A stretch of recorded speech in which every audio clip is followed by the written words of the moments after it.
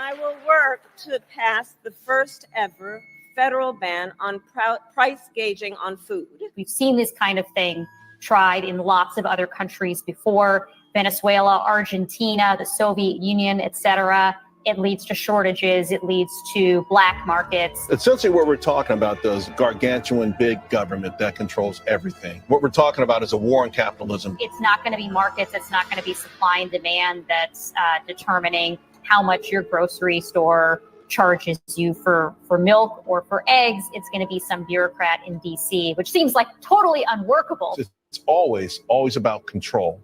They want to control. They want to be able to pick winners and losers and also be able to punish those losers.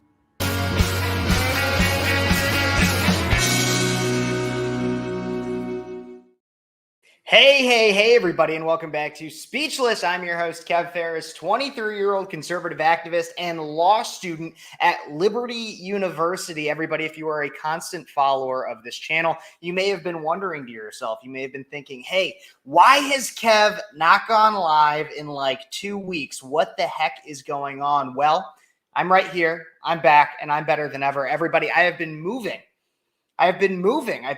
out to the great state of Virginia. Virginia, amazing state.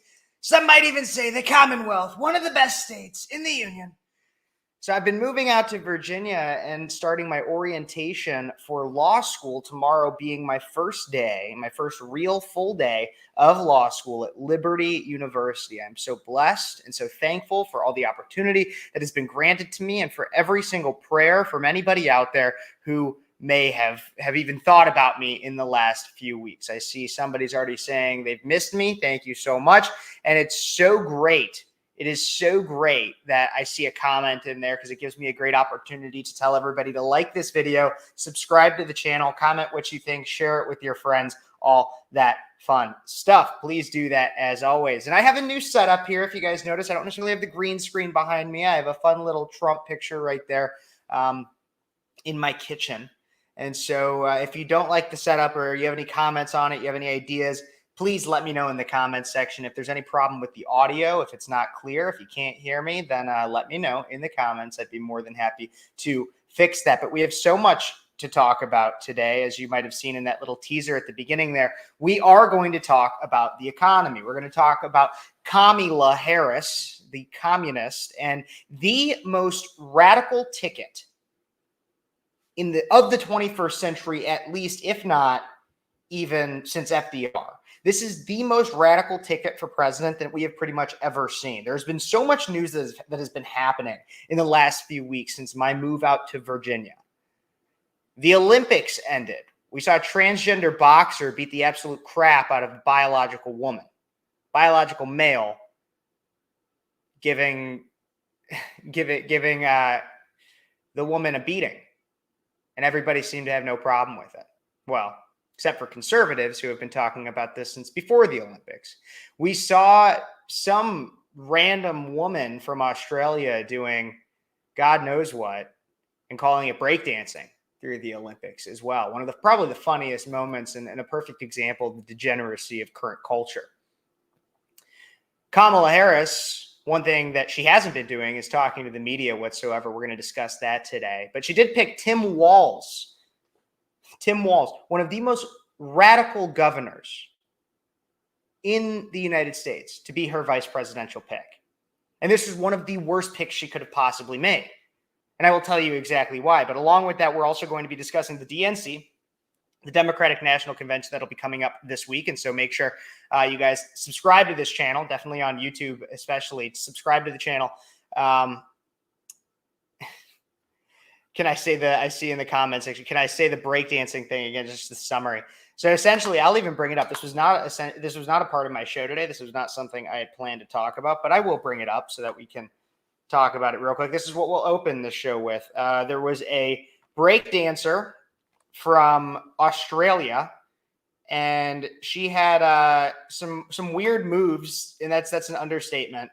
Some weird moves. She has a PhD in breakdancing and dance culture and was a ballroom dancer before taking up breakdancing. Take a look and a listen to some of these clips that I found real quick here on Twitter that I have not watched yet. And we can, here we go. Let me pull these up. right here. I guess there's no sound with them, but obviously you can see that she is just rolling around on the floor. You see that look? She had all the confidence in the world in that look. Let's find that right there. All the confidence in the world in that one look. Like, oh, did you just see me? Did you just see me roll around on the floor right in front of you? And then the toe touches while she is, check out those toe touches right there. Wow. One of a kind. The Greeks who fought to the death, just a few weeks ago. But then I think the craziest part was not just that everybody was laughing at her because this is objectively hilarious. Like this is not a sport, nor should this be given. Should she especially be given the opportunity on the world stage to do this? Like this is somebody. Honestly, this is a bigger self-own to Australia. Australia comes out and says, "We're going to send you our best breakdancer, and this is it." If this is your best breakdancer, please reevaluate. Maybe you should have just not sent anybody because now your country is a laughingstock because of this woman. But then once this woman did start getting berated online because of her objectively hilarious behavior, she started telling the world that they're sexist and ageist because of her rolling around on the floor. We can see this is a mockery of breakdancing. I was a breakdancer back in the 80s, and so that's why I was curious what the story was. This is absurd. Absolutely, it is absurd. It is hilarious. And also not to mention the fact that, once again, breakdancing is an Olympic sport. The entire, as I understand it, I could be totally wrong, but as I understood it, the idea of breakdancing that I knew was that it was almost a sense of counterculture. It was people on city streets with a cardboard box. It was not this thing that was, well, while it was to some level professional, it was not professional to the point of which you would have it as an Olympic sport. It takes physical stamina, it takes strength, it takes endurance, but it was seen more as an art form and as a form of expression rather than something that was highlighted at the Olympic Games. So but we can criticize the idea of breakdancing in it all we want. But this woman gives the perfect example as to why breakdancing should not be in the Olympics, because it's a joke, and she unintentionally showed that it was the joke of the entire Olympics, which is crazy because the Olympics started off with a joke of an opening ceremony, and throughout consistently showed more and more jokes. So. That was the Olympics this year. That was one of the things that we missed while I was on my brief sabbatical. But thank you guys for sticking with me. As I always say, do not forget to like this video, subscribe to the channel, comment what you think, share it with your friends, all that fun stuff. Let's make sure we get into one of the next stories. As I said, we are going to talk about Tim Walz. Tim Walz was chosen to be the vice presidential candidate with Kamala Harris. Now, this is a huge, huge deal. This is a huge, huge deal because Tim Walz was known prior to obviously becoming the vice presidential candidate pick for Kamala Harris. He was known as kind of this individual with, sorry, I'm looking and I want to make sure I can bring some different stuff up on screen here. Here's what I can do. Edit. Trying to do how I used to. Somebody messed with some of my my layouts on screen here. Everybody stick with me. I will be, of course, right there. Camera slot. That's what I want. We're going to do this one here.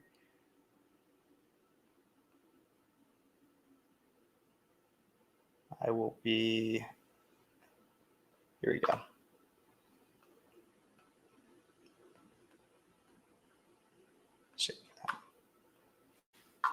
Okay. So Tim Walz was blasted for a lot of different things once he came out as the vice presidential pick. Tim Walz was not only the man who presided over Minnesota after George Floyd overdosed and then subsequent riots happened. And then instead of actually doing anything like trying to call for the National Guard, he went out and wrote on the sidewalk, "Justice now." Well, sir, with all due respect, which is little that's due, you're the one that's in some way responsible for the justice in and of itself. You're the one that could ensure that anything actually happened, but he didn't. He didn't care about the crime. He didn't care about the burning cities, the billions of dollars of damages. No, instead, he continued to push a race hustle. Now, Tim Walz had a pretty cushy job as the governor of Minnesota, and while he deserved to be a lot more unpopular than he was, he got by pretty quickly, or pretty easily. But many floated different names for Kamala, and Tim Walz was not one of the ones that was considered to be a great pick. Why? Because he didn't really bring that much to the ticket. And he directly counters exactly what Kamala was trying to do prior. In this short time in between that Joe Biden had stepped out of the race and Kamala was the presumptive effective nominee, she was attempting to try to backtrack on her entire record, flip-flop on issues like fracking, on how tough she wanted to be on crime, distance herself from the Biden economic agenda, immigration agenda, etc. And the media was on her side. The media was on her side. The media said, hey, Kamala, we're going to do everything we can for you. We're going to tell people, gaslight them, and tell them that you were never the border czar, that wasn't a thing. We're going to tell people that, oh, you've been such a great help to Joe Biden, and we're going to give you all the credit with none of the blame for the Biden administration. All of the credit, none of the blame. We're going to say you did all these things when you didn't. And Kamala started to ride this wave. As I said, I have a whole video on it. I did it in my entire, in my last live stream, I'm pretty sure, maybe even the one before, where I talked about how Kamala was in a honeymoon phase. Kamala had this point where she was actually polling in some states better than Trump, within the margin of error, but better than Trump. And so we had all these people who were saying, oh my God, Kamala has a chance, Kamala has a chance, Kamala has a chance. And that's because people started to buy some of the media narrative, which were blatant lies, but working for Kamala. And then she decides to pick Tim Walz, who is one of the most radical governors. And I will not say the most radical governors. I lived in Illinois and I have people that I know in California, but is in that list, in that top list of the most radical governors and legislators in America. Tim Walz not only presided over Minnesota during the riots of 2020 and emboldened looters, criminals, and others for the false false claim that George Floyd had been murdered, and said George Floyd had overdosed. And unfortunately, Derek Chauvin is now in prison for murder, which I'm not going to claim he's an amazing cop, but that's all a digression. The point is that Tim Walz presided over that. He put some of the strictest, the most strict legislation in for COVID and restrictions on COVID. In fact, if you even look, this was another story that I wasn't necessarily planning on bringing up, but there was a woman who was jailed for Tim Walz's COVID policies. Yes, a Minnesota grandma. We're going to pull this one up right here. I'll share this one. A Minnesota grandma says that Walz is a bully and evil.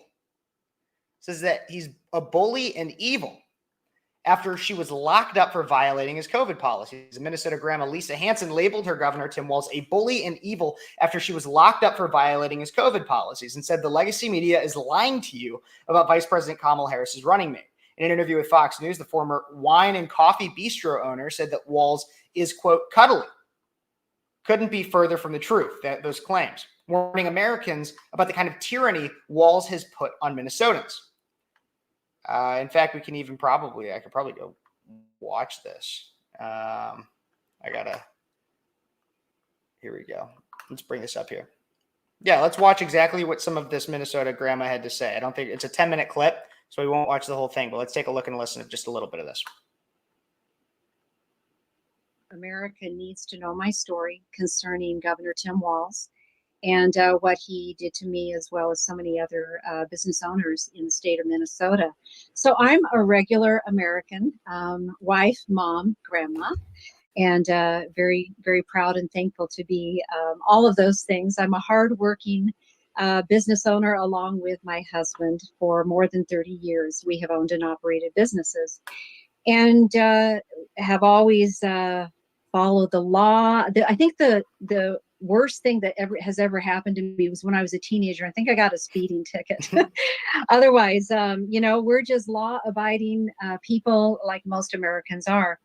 Of course, we all know, I will never forget the year 2020 when COVID happened. And in the state of Minnesota, my business is located in the state of Minnesota, southern Minnesota. It was a lovely wine and coffee bistro, and it had been in operation for going on 8 years by the time that my business was shut down and destroyed.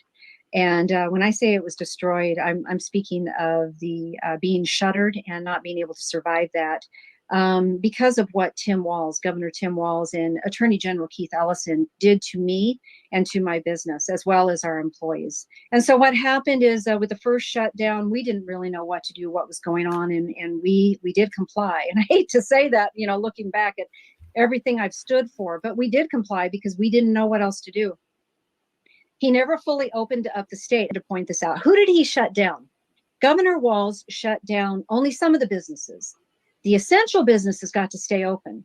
So I guess that means that we were a non-essential business, but so he shut down bars, restaurants, gyms, dance studios, hair salons, etc.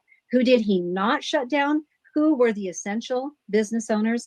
That would have been your big box stores, with hundreds and hundreds of people coming to visit through their doors a day, mingling and being close. He did not shut down liquor stores. He did not shut down strip clubs. So think about the contrast there. He shut down a lot of the mom and pop shops, those folks that were just trying to make a living and provide a great product and a great service. In contrast, he allowed big box stores, et cetera, to stay open. Really incredible, incredible. It absolutely is incredible. And ultimately, as mentioned, this woman was jailed 90 plus days for keeping her business open and for defying Governor Tim Walz's restrictions that he placed during COVID. It's degenerate. It truly is a level of degeneracy. And that is who Tim Walz is. And this doesn't make any sense because, as I said earlier, Kamala was trying to distance herself from being the most liberal senator, as she had been labeled. But then she picks somebody who is one of the most radical and liberal governors. But he's not just a radical and a liberal and a socialist, honestly, and I'll cover exactly how I know that. But he's not just a radical socialist. No, he's a liar on multiple instances.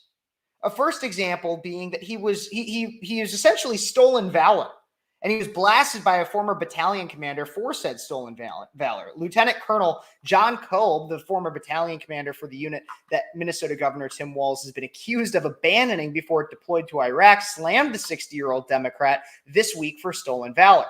Kolb's comments come as Walz has faced several days of controversy after misconstruing his service record and his exit from the National Guard.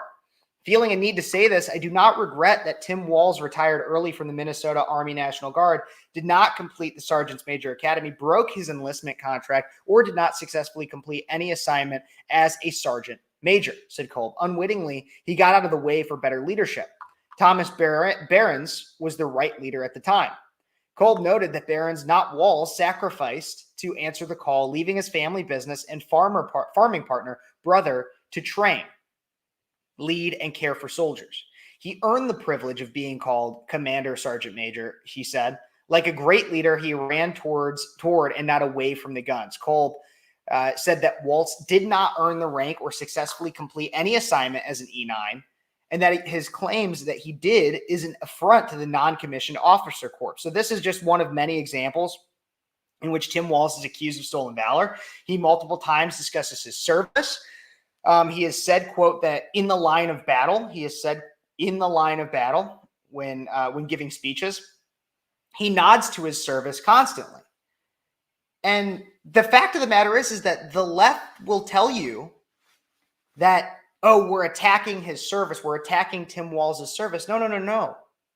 What we're attacking is that he's misleading. There is nothing wrong with serving in the National Guard. But to claim in some way or to allude to an idea that serving in the National Guard is on the same level as somebody who went to the Middle East and was on the front lines of battle, which Tim Walz has done. He has given this impression that he in some way was on the front lines, is disingenuous and stolen valor. It is disgusting to anybody who has actually served this nation in that way. And you'll constantly hear this line pushed by lefties, which is a debunked lie, that Donald Trump has said negative things about people in the military. Now, not only is that instance a lie, but this is 10 times worse than the allegations. It is one thing to disrespect the military by saying something rude about them. It is another to disrespect them by claiming the achievement and the sacrifice that they've had. The thing is, though, is that the media, once again, the media, and this is the constant theme you're going to know in this show, you're going to see in this show, is that the media is on Kamala and Walz's side. They will do everything they can until it becomes practically impossible. They will do everything to try to defend and spin for Kamala and Walz for the liberal agenda. And so here's an example of that. Democrats in the media battle reality to lay down cover fire for Walz. For those who don't spend their Sunday mornings glued to the television and their Sunday afternoons attempting to dig through a week's worth of network and cable news media spin, the Daily Wire, who I use for a lot of my sources, has compiled a short summary of what you may have missed. There's a lot of different instances here of what Democrats have done to try to spin these kinds of things for Walz. Especially Amy Klobuchar saying one, I love Joe Biden, but we are moving forward as a party and as a nation, and Tim Walz and Kamala Harris are bringing America with them like we've never seen before. She then also says that his decision to retire from the National Guard following conflicting reports over whether he was aware of pending deployment in 2005, he said, I think he made the decision that he was going to run for Congress. And so it wasn't that he was dodging the service that he was called to do, which he knew about. Kansas Governor Laura Kelly, chair of the Democratic Governors Association, told Face the Nation that Tim Walz is the epitome of the Midwestern dad, touting his profile as an asset on the ticket toward November's election. I think this one is the most interesting one, though. And this is Pete Buttigieg, who went on J.D. Bush. And not only did he lay down cover fire for Walz, he also attacked J.D. Vance. And so let's take a look and a listen to this clip from State of the Union just about a week ago. You just heard from the GOP vice presidential nominee, J.D. Vance. Here with me now to respond is former presidential candidate Pete Buttigieg, a Navy veteran. Thank you so much for being here. You heard me ask J.D. Vance about his attacks on Tim Walz's military record. I want to replay part of what he said about that. I'm not criticizing Tim Walz's service.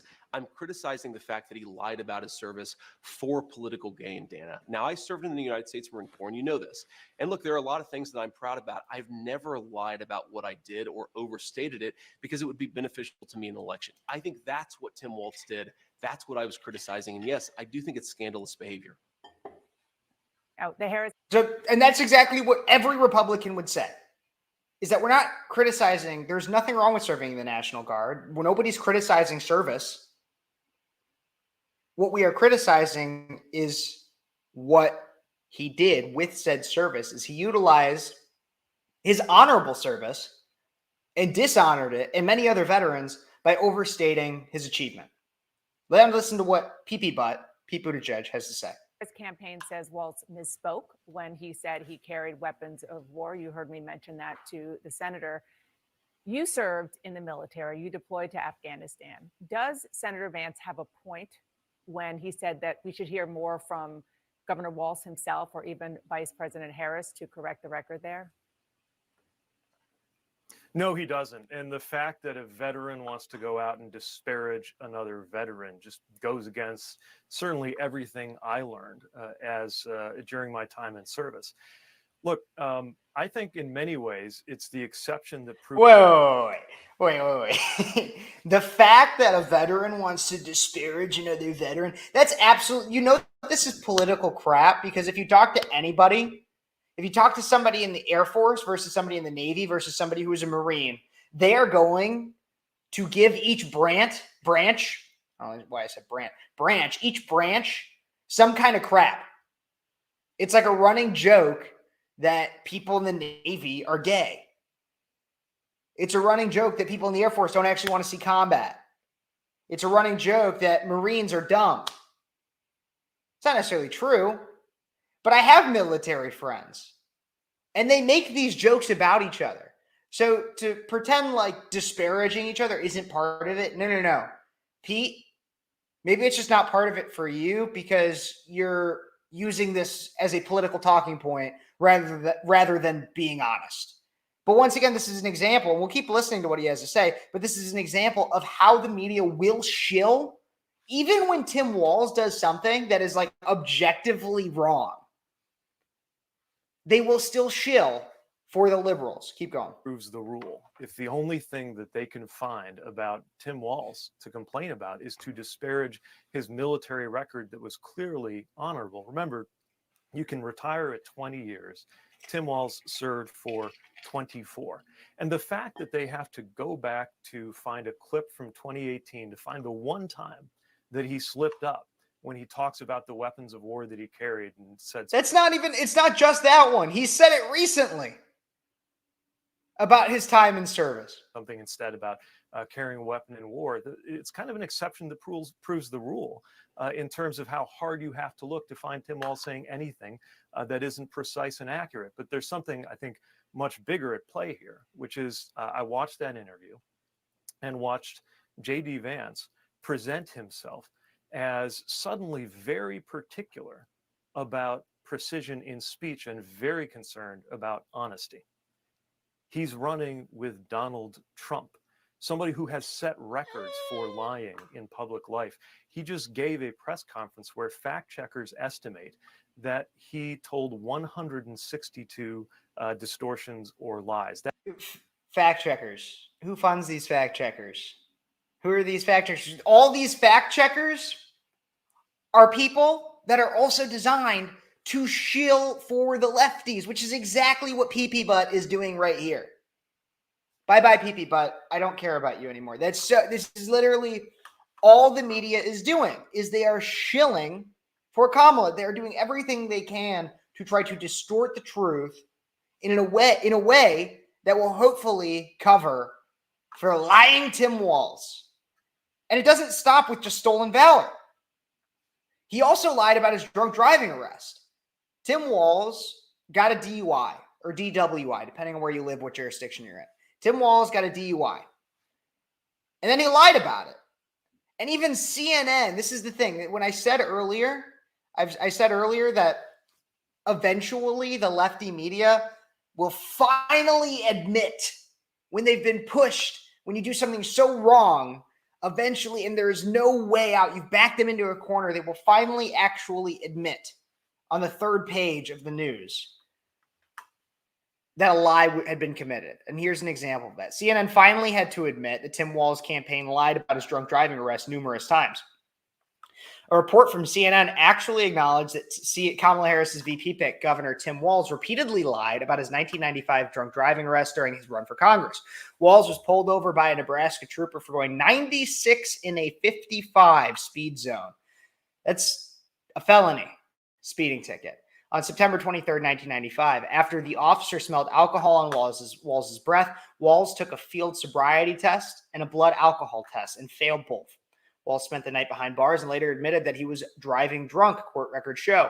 While running for Congress, however, Walz's campaign repeatedly claimed that the Democrat had not been drinking. Oh, wait. So there is court records that say you admitted to it. But now you're claiming that you're pulled over and failed this field sobriety test because of alleged hearing loss that he suffered from his time serving in the National Guard. That's what it was. It couldn't have been a little too much drinking, which also now I'm not covering it on this show because I don't know the reports yet, but there's also rumors that, and I'll just say allegedly and rumors, I do not have any evidence of this, but social media was going ablaze about Kamala Harris's alleged drinking problem, to which I say, I'm sure she has no problem drinking at all. But nonetheless, Tim Walz claims that it was because of hearing loss. He's actually a hero. He failed the field sobriety test. He couldn't walk in a straight line heel to toe. Not because he was drinking. No.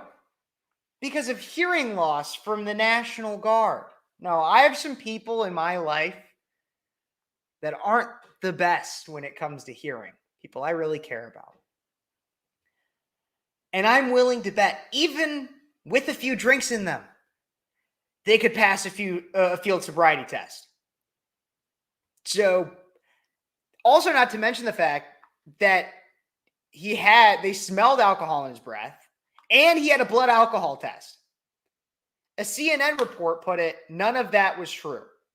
The report chronicled the lies from the campaign, which was echoed in numerous media reports. A local newspaper called the New Elm Journal, for example, reported the following.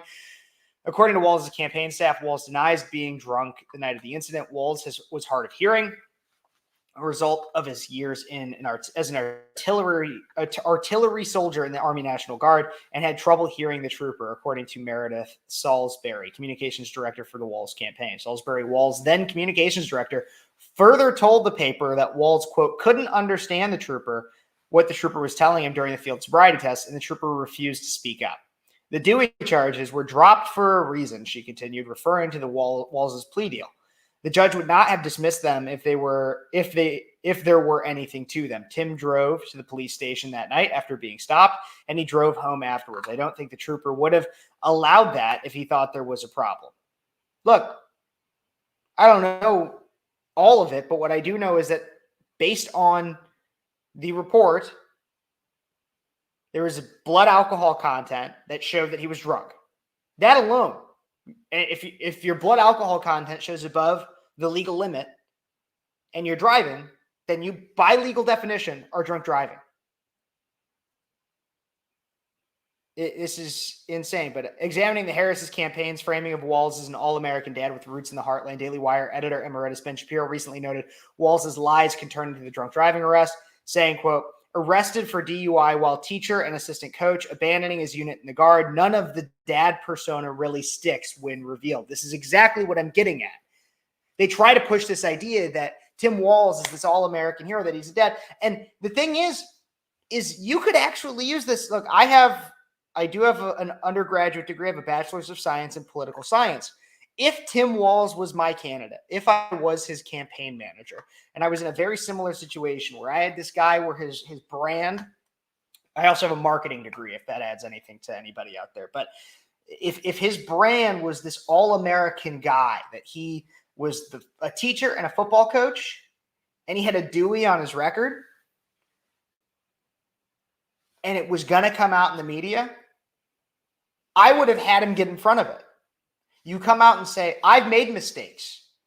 And you could turn it into a conversation regarding crime. This is a great actual talking point that you could use for crime. Instead of lying about it like he did, this is exactly what he should have done. What Tim Walz should have done is he should have said, and his campaign manager should have told him to say this, he should come out and he should have said, you know what? I've made mistakes. Every American has. Every American has done something they're not proud of. Every American has had a night that they made a bad decision. Back in 1995, I was arrested for driving while under the influence. Too often, people drink and drive, and it results in the loss of life. I made a poor decision that hundreds of thousands of Americans have made before me. Thank God nothing worse happened. Thank God for that officer that pulled me over. And thank God that I was also given the chance to still become a congressman, become a governor, and serve this nation. That's what I would have said. And then you could easily go into it. Makes you relatable. It makes you almost sympathetic. Because let's be honest, almost all of us know somebody who has gotten a DUI or been pulled over for suspected DUI. It is not an uncommon thing. And while it could have been, it would have still been some level of a scandal. It's a bigger scandal now, not because he got a DUI. Like, I'd be surprised. I'm willing to bet some liberal media out there has come after and been like, Republicans shaming alcoholics because Tim Walz has a DUI. No, once again, it is not even the fact that he got a DUI. It is that he lied about it. Tim Walz is a serial liar. He continues to lie. And once again, it is not just even the stolen valor. It is not just the drinking and driving. He also lies, and the media even had to fact check him on it. Once again, the media has been shilling. They tried to cover up the stolen valor thing. They tried to tell you that Kamala wasn't the border czar. They try to tell you that Joe Biden's economy is just fine, even though the stock market crashes. But then when you lie so bad, even the Washington Post has to call you out on it. 4 Pinocchios, WAPO fact checkers. Let me get this over here. Here we go. Yeah, WAPO fact checkers fact checks Tim Walz's latest lie about JD Vance. The Washington Post gave Democrat Tim Walz 4 Pinocchios in a Thursday fact check last week of a campaign event. Walz, who'd been slated to be Kamala Harris's VP pick, claimed Vance, Donald Trump's VP pick, is not pro-worker, and, quote, has never cast a vote on a pro-worker bill in his life. He said, quote, I'll tell you, Trump's running mate. I don't know if that was a value add to this campaign or not, but he's one of 4 senators, that has never cast a vote on a pro-worker bill in his life, not once. Stopped clocks right twice a day. This guy can't get it right once, not once for workers. That's what he said. Well, the Post said they were struck by the false language from Walz and suggested he borrowed the talking point directly from a far left interest group. So that's the funny thing, is that they're still shilling. And I do see some people in the chat, and I will get to you. But the thing that's crazy about this is that even when the leftist media is not shilling and will say that they're lying, they're still shilling. This is an example of it. The Post said they were struck. They were surprised. They were surprised. Oh my God, clutched the pearls by the false language from Walz and suggested that he borrowed the talking point. No. He didn't actually do it. It was a lapse of judgment. It was a lapse of judgment because he just borrowed it directly from a far left interest group and didn't do his research. But the Democrat earned 4 Pinocchios for the remarks, the most a false rating can receive.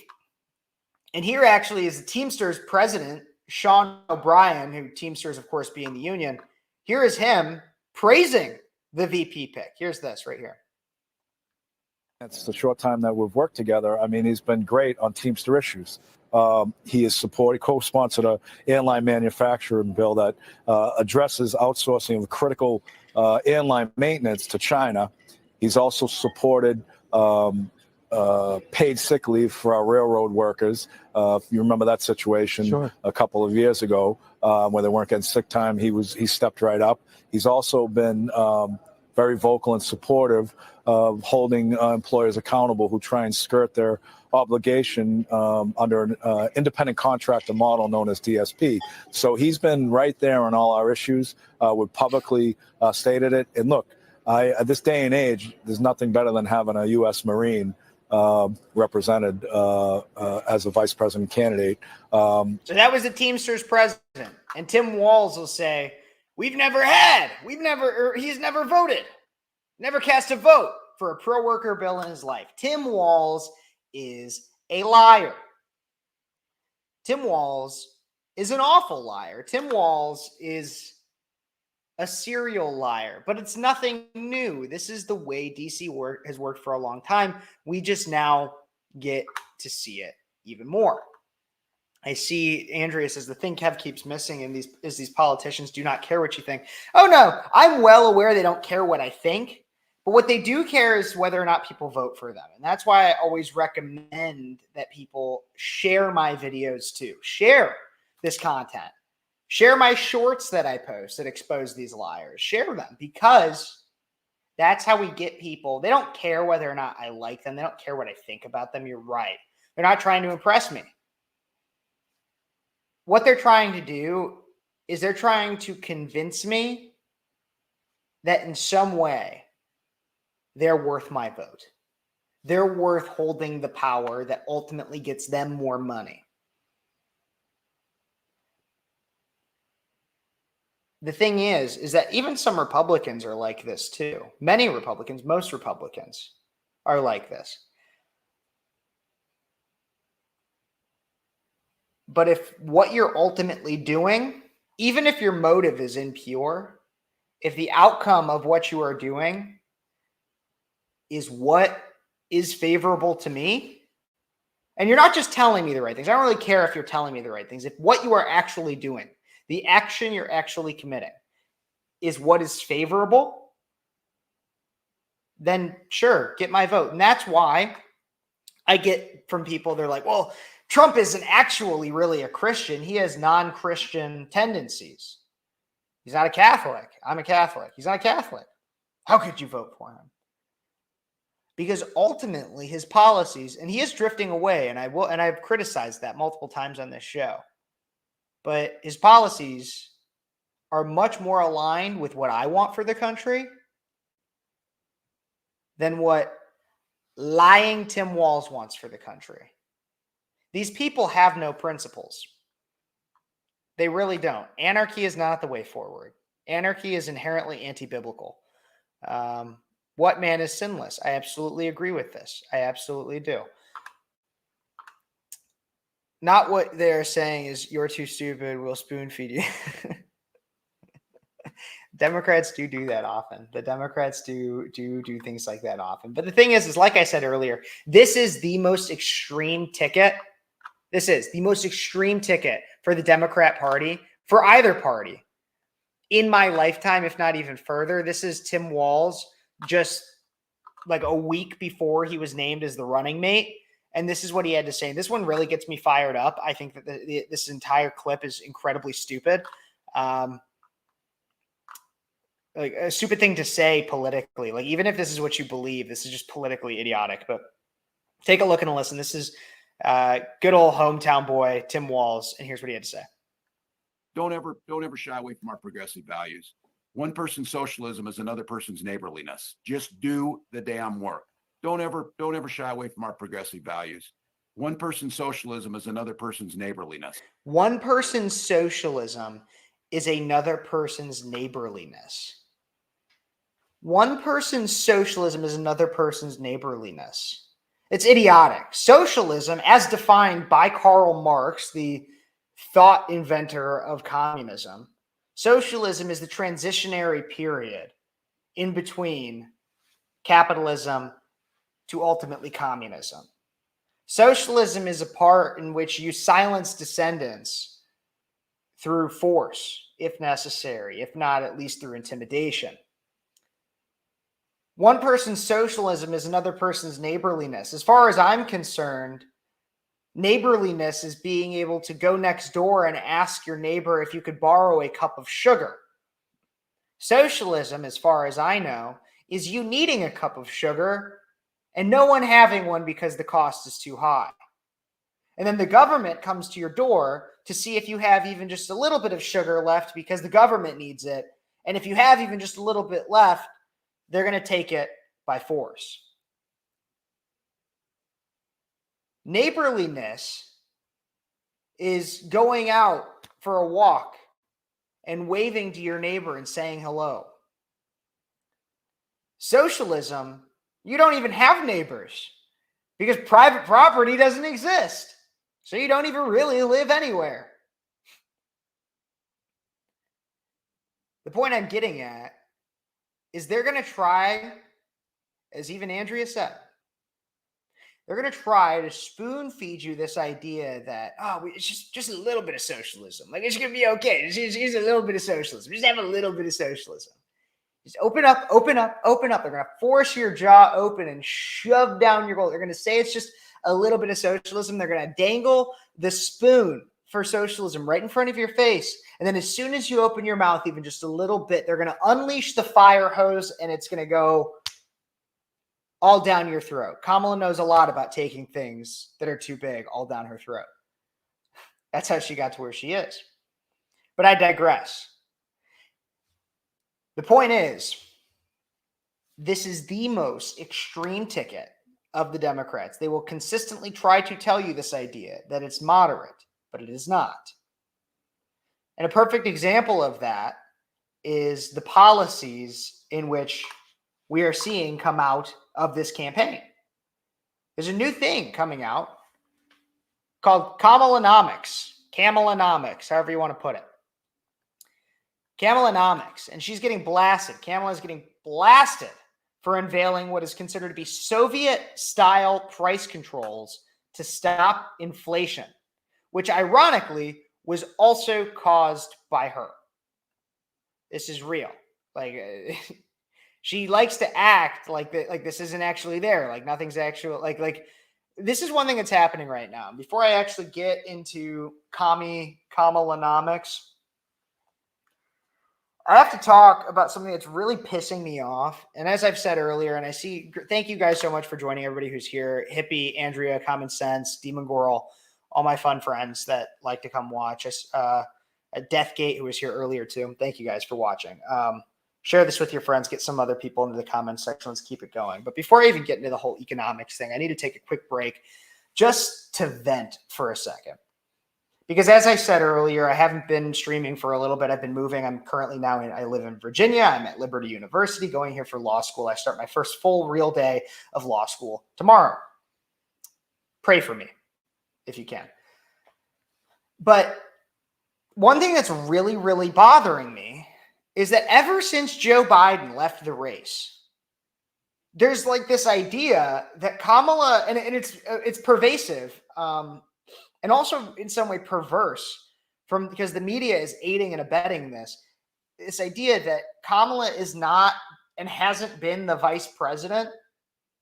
The way they're running their campaign is comparable to that of somebody who has never held an executive office, that they've only ever been like, it's almost as if she's running a presidential campaign from her senatorship, and as if her time as vice president doesn't really count, and that her time as vice president was essentially she was a senator.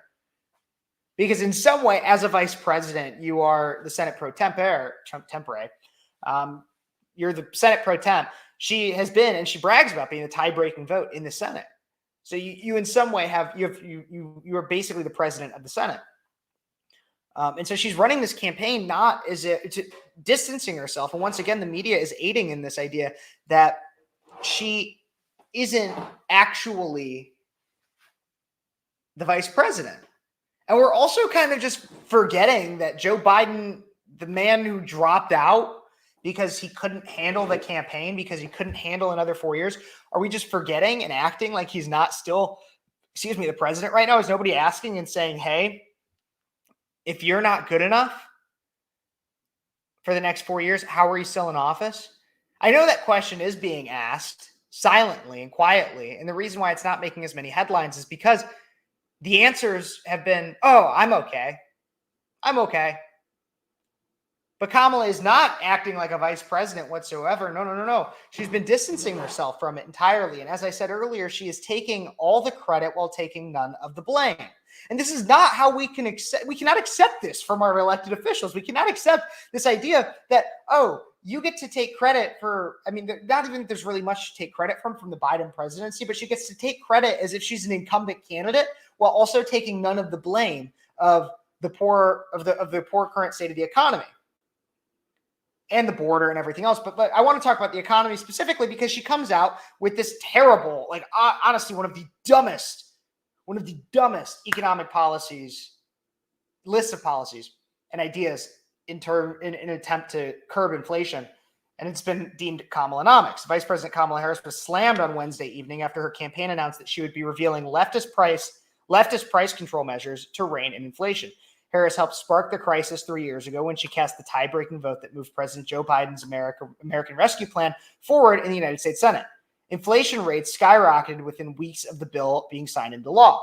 Harris is seeking to follow in Biden's footsteps by continuing the Biden-Harris administration policy of blaming corporate greed for the pain that customers feel when shopping, a cynical and dishonest ploy designed to take advantage of people's emotions who do not understand the root cause of inflation. Harris will impose, quote, the first ever federal ban on corporate price gouging.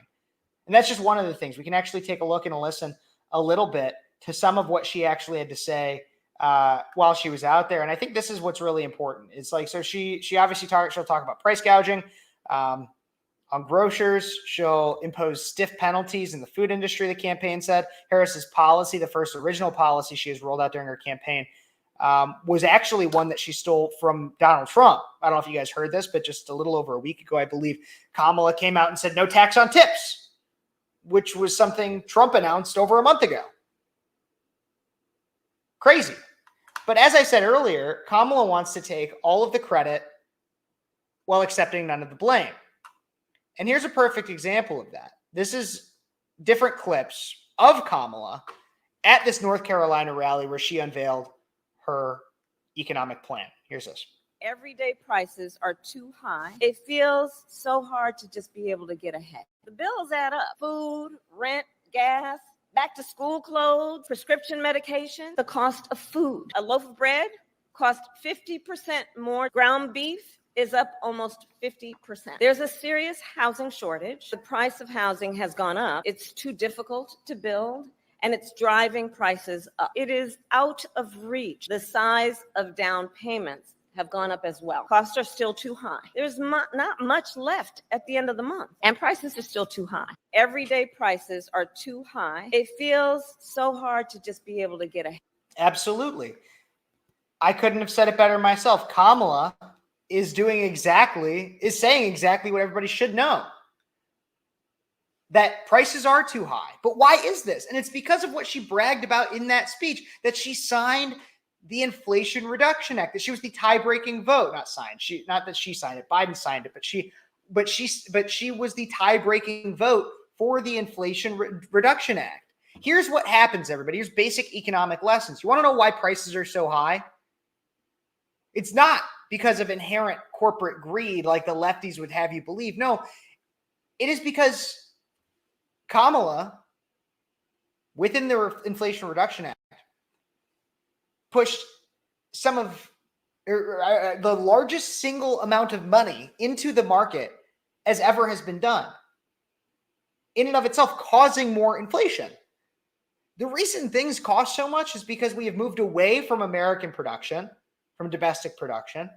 We've incentivized foreign nations, which means that we're not then also going to have imports. We've also put so much money into the market, which I will say a little bit, and this is not all of the inflation. Inflation has gone so much higher than it ever would have, but a little bit of that issue is because of the money that was the stimulus checks that we put in people's pockets even during the Trump years. That was something I had a problem with even during the Trump years. What we have right now is we have an irresponsible amount of spending. The stimulus checks only cause so much. Then we tack on the continuing resolutions that we have for America's budget, in which we are constantly spending and spending and spending more than we could possibly have. The reason the market is so poor right now, the reason why cost of goods are so high, depending on the good too, because the reason for gas, oil, energy is going to be different than the reason for your average grocery. But overall, by and large, it's because of a mismanagement of America's budget. Significantly due to the agenda of the Biden-Harris administration. And so this is what I mean, is that she wants to act like, and then she proposes this terrible idea. We can talk about that idea. And actually others respond to that idea better than myself. I'm not an economist, so I'm not going to pretend like I have an expertise in it. But I have a general idea, and I know that the way to solve this issue is not to put communistic price ceilings on our products. Because ultimately,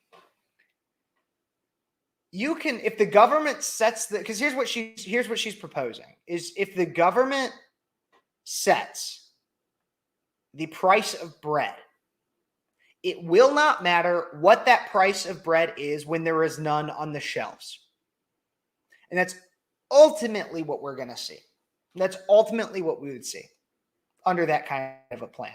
Because if the government says you're only allowed to sell a loaf of bread for $1.50, you can't go under, or you can't go over $1.50. It has to be $1.50 or under.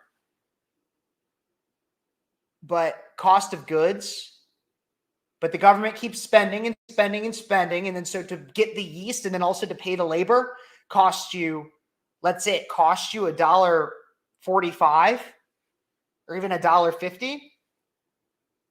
Let's say it costs you $1.50 to produce that single loaf of bread for the yeast and the labor.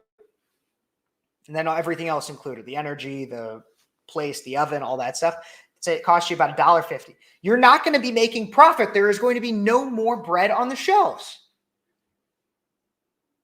This is a communistic solution to a problem that the communists themselves caused. How stupid can you be? How stupid can you be? Every second that Kamala Harris talks, I get dumber. Unless I don't listen to her. Kamala Harris is literally proposing price controls on food, said Real Clear Politics senior editor Mark Hemingway. This is literally what the Soviets did, and the results will be scarcity and higher costs. It's exactly what we're seeing here. A federal ban on price gouging. Why didn't anyone think of that before? After David Bernstein mockingly asked, we can just order prices to come down by government fiat. What could go wrong? And that's exactly like, it is the lowest IQ solution.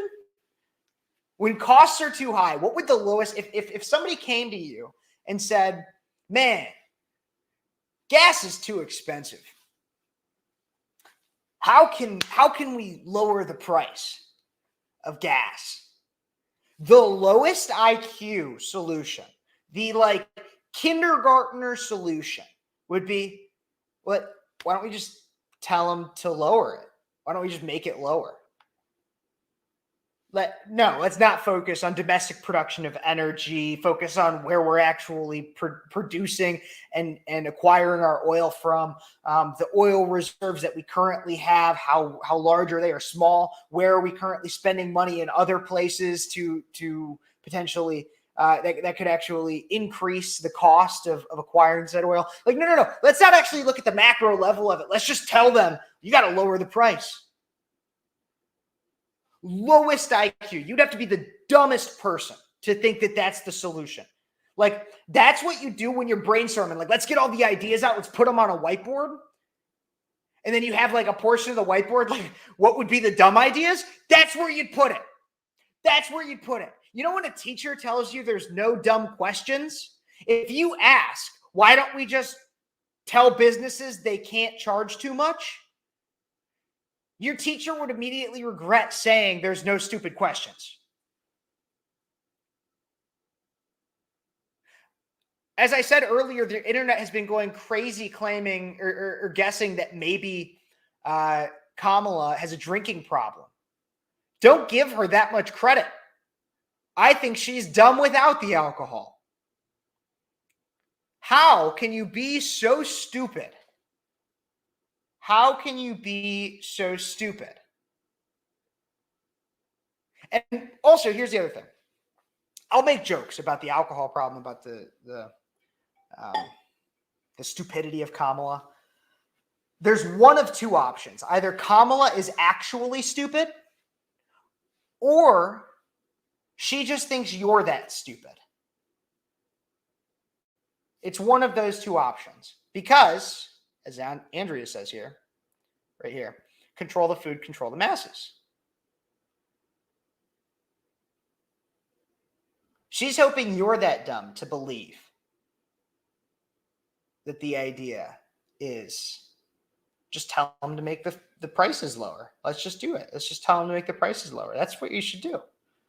Easy. Fixed. Poof. Bada bing, bada boom. But no. She's really not stupid. I'll make the joke.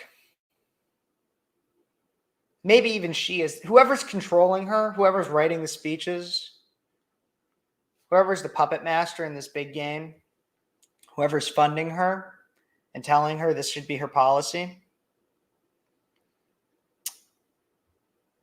those are the people that are pretty smart for saying this policy.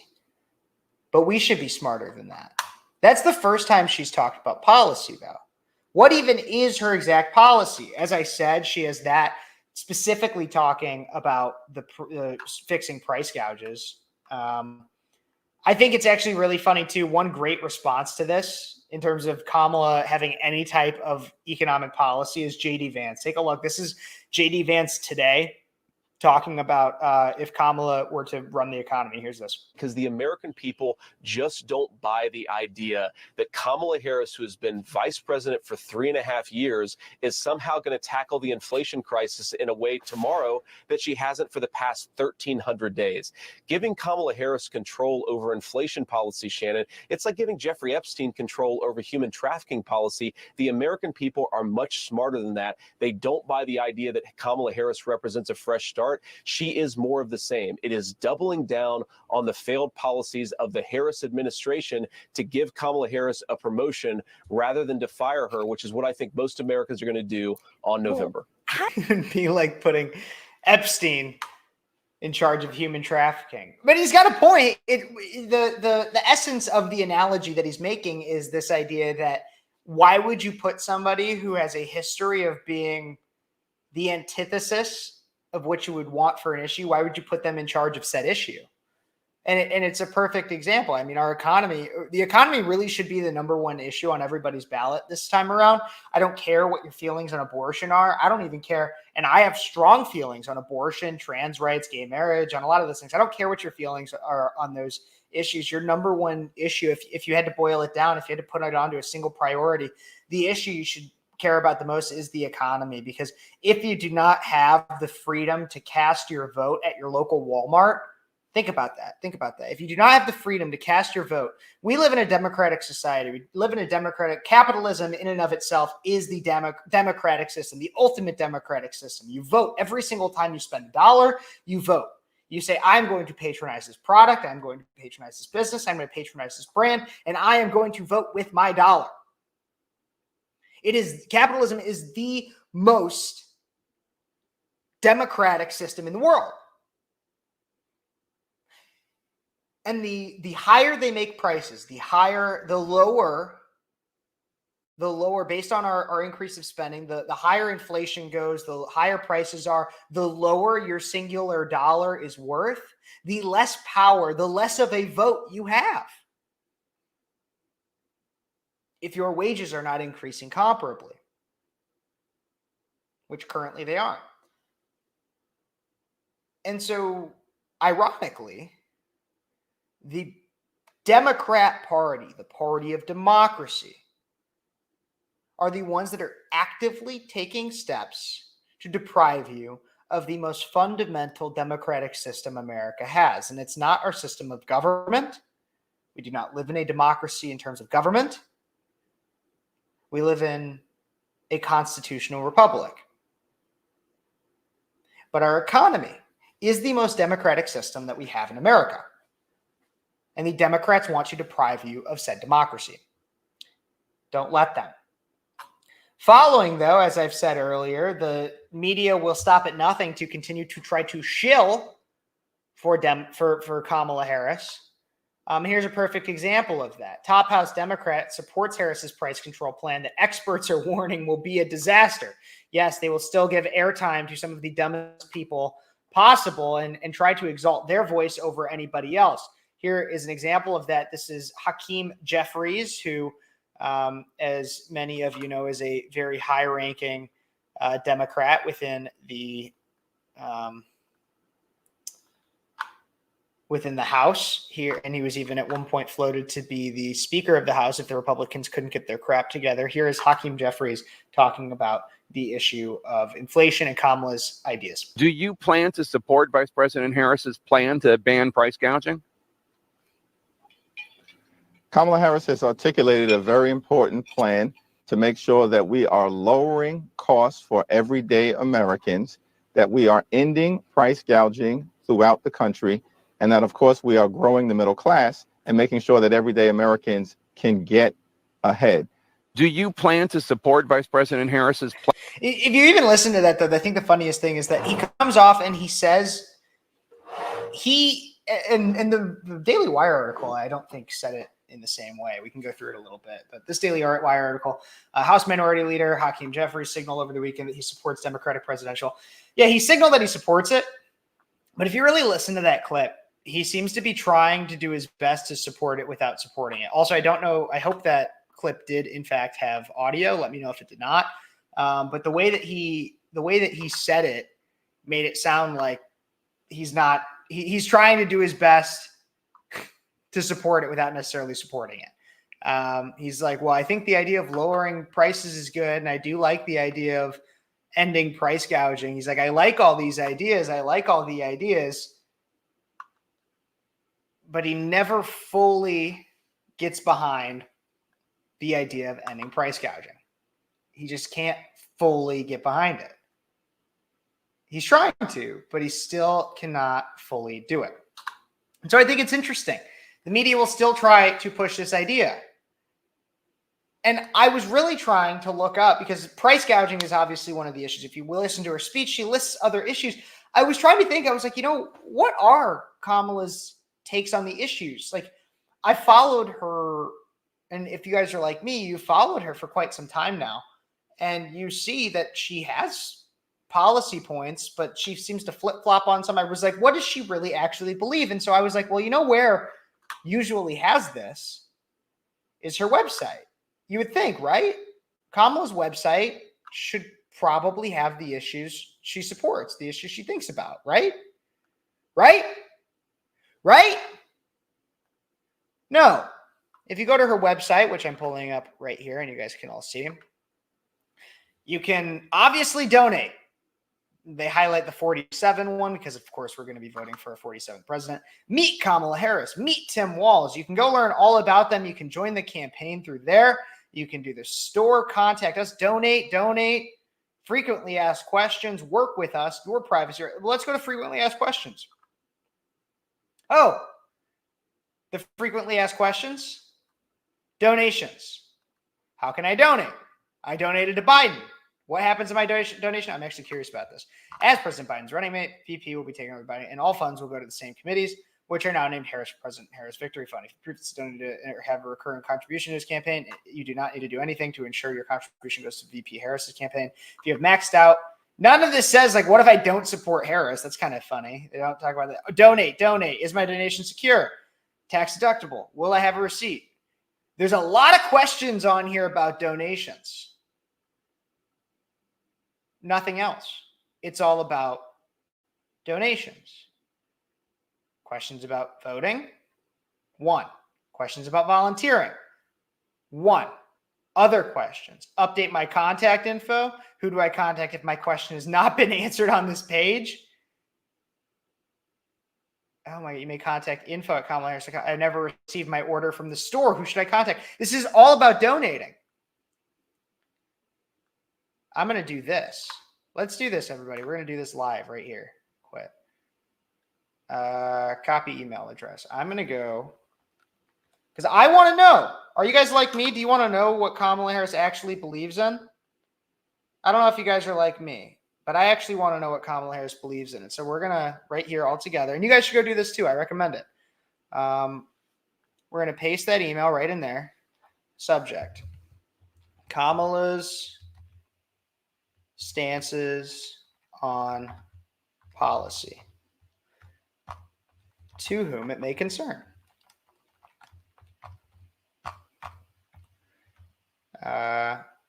After reviewing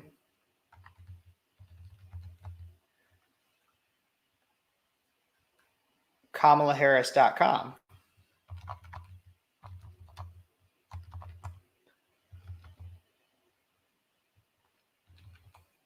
I noticed at no point on the site was there a single policy listed that Kamala supports.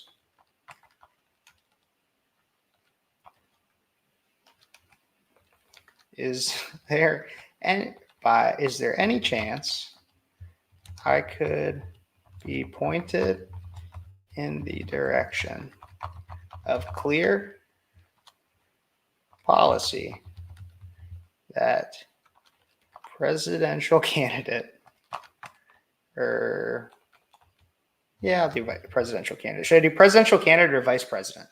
What do you guys think? Presidential candidate Kamala Harris supports. Is there any chance I could be pointed in the direction of clear policy the presidential candidate Kamala Harris supports? Is there a site that I'm missing? I'd really appreciate knowing where she stands. Thank you. Sincerely, Kev. I'm just going to put Kev. Okay. Send. Stop sharing. Here we go. So there is that we officially emailed. Now, everybody, stay tuned. Make sure you subscribe to the channel so we can actually see. But I want to go back because so now I have email, but I want to go back and point out the fact that if you notice here, a lot of questions about donations. A lot of questions about donations. Very little about anything else. There's nothing here about policy. There's nothing. You can go to the store and you can go buy an overpriced hoodie or like literally stickers. You get 4 stickers for $20. It's insane. Or they're patches, but still. A lot of very expensive crap, things that don't matter. Yeah, so you can get like their signature tees, all that stuff. You can buy a lot of that. You can buy, and you can send money. You can send money. You can send money. But what does she stand for? What are you sending money to? There's nothing. There is nothing. So what you have to go off of is things like what are posted to Twitter or X. And so you can go here. Here is what she stated were her plans to lower costs. New tax relief for families, up to $6,000 for parents of newborns when families' expenses are highest, up to $3,600 per child by restoring the expanded child tax credit, providing first-time home buyers with $25,000 to help them with the down payment on the new home, strengthen penalties for price gouging, especially on groceries, gas, and other essentials. Notice how it now says strengthen penalties for price gouging. There are 2 reasons, maybe even 3. We'll count them out.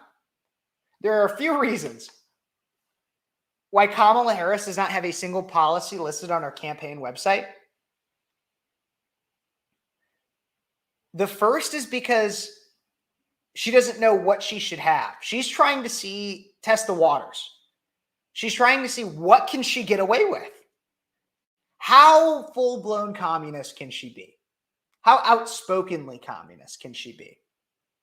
That's the first thing. The second is because then she can just change it. If there's nothing on her website, she can just flip it on a dime. Change it real quick. Easy. Not to mention the fact that she just wants your money. Ultimately, if she can't win, if she has no policy, she has no principle, then she can at least get your money. And that brings me to the most important point. The most important reason why no single policy is actually listed is because she doesn't actually have any. Kamala Harris has no principle. Many Democrats don't. That's the reason. You want to know why Republicans lose? This is real talk, real quick. A reason why Republicans tend to lose is because Many Republicans actually have, not all, and there's a lot that I criticize on here. But as a whole, the Republican Party usually tries to stick to some level of standard. And that standard ebbs and flows and sometimes is more conservative than others, but there's usually some level of standard. Democrats have none. Democrats are whatever feels good right now in this moment. An example is let's give $6,000 for parents of newborns. Now, I have no problem with helping out parents of newborns. But on the federal tax system, I do have a problem with that. Because the reason, instead of giving out those $6,000, what if we made it? So what if instead of taxing people so much, we made it so you got to keep more of your paycheck? Why not that? Why does it have to be that you have to redistribute the wealth? Why can't you let them keep it on the front end? Because then it would never enter Kamala's pocket. And if she's the one doling out the checks, then she's the one that can stop it from coming. But that's Kamala Harris for you. Kamala Harris has no real policy except for buy your vote. That's what she's trying to do. She wants to buy your vote. All of this, if you look at all of these policies that she lists, I'm going to give you $6,000. I'm going to give you $3,600. I'm going to give you $25,000. Just vote for me. I'll buy it from you. And so because Kamala Harris is a person without principles, I can only assume that anybody that would vote for her also has none as well. That their vote can be reduced to simply being bought. And if you can be bought for your vote, what can't you be bought for? Fortunately, we do have a very good editing team and media team for Donald Trump, and they've done a great job of creating a quick 30-second ad that rebuts Kamala on the economy and exposes her for the liar she is. Take a look and listen. I'm Donald J. Trump, and I approve this message. The alarming spike in inflation soaring to its highest level in nearly 40 years. That is called Bidenomics. Gas prices rose again today, reaching a new all-time high. We're still dealing with inflation, and we've got super high interest rates at the same time. Bidenomics is working. 2/3 of Americans are just struggling to make ends meet. And this comes after Friday's jobs report showing a spike in unemployment. And we are very proud of Bidenomics. I'm Donald J. Trump, and I approve this message. We are very proud of Bidenomics. That's what she says. Kamala Harris cannot be trusted with the economy whatsoever. And honestly, Kamala Harris really can't be trusted with just about anything. It's true. Kamala really doesn't know what she's doing. And I got to be honest, I think that she herself is relatively low IQ and is in all of this for power, money, fame, self-interest. Truly, I do. It's obvious Kamala can't answer questions about this. She has always been fairly poor at it's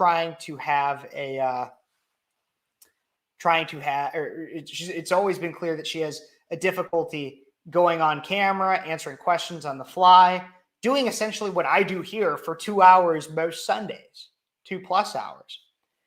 It's obvious Kamala is hiding. Which is weird because, as I also pointed out, the media has been shilling. The media will do everything. All you have to do is go, and they will make it easy for you. They do softball interviews for lefties all the time. They want to help you, Kamala. But Kamala is still hiding in a basement. She has so many questions to answer, whether that be for the economy, the border, Tim Walz. She hasn't done an interview in weeks. The reason that nothing is on her website is because she has no principles. She has no policies. She has no answers to questions. She changes positions. I wrote this joke earlier. I thought it was funny, and then I had an issue saying it. But Kamala Harris changes positions more than a porn star. She's been effectively the Democrat nominee for almost a month and is yet to answer a single adversarial question. And it's not like she doesn't have time. Once again, it's been 28 days since she's been the effective nominee. She's announced her vice presidential pick. She's announced economic policy. There's been tons of questions regarding her time as vice president, regarding her upbringing, has not ever gone and subscribed to a single interview. And this isn't for mainstream media lack of trying. She hasn't done anything. But it's not like she doesn't have time. She just decides to spend that time doing other things.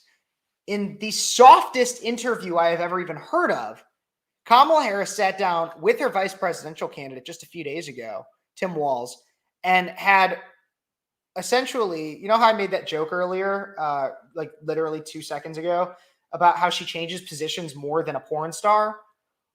Well, I haven't seen two people suck each other off so much ever. And I'm a 23-year-old male. So like, yeah, I've seen porn before, and this is still grosser than any of that. So take a look and listen. We're gonna actually react entirely to this interview that Tim Walz did with Kamala Harris. Take a look and listen here. Halftime in America, we're a touchdown down. And I kind of like the idea of being a little bit behind. Well, I'm looking at Coach Walz right now. I'm looking at Coach Walz.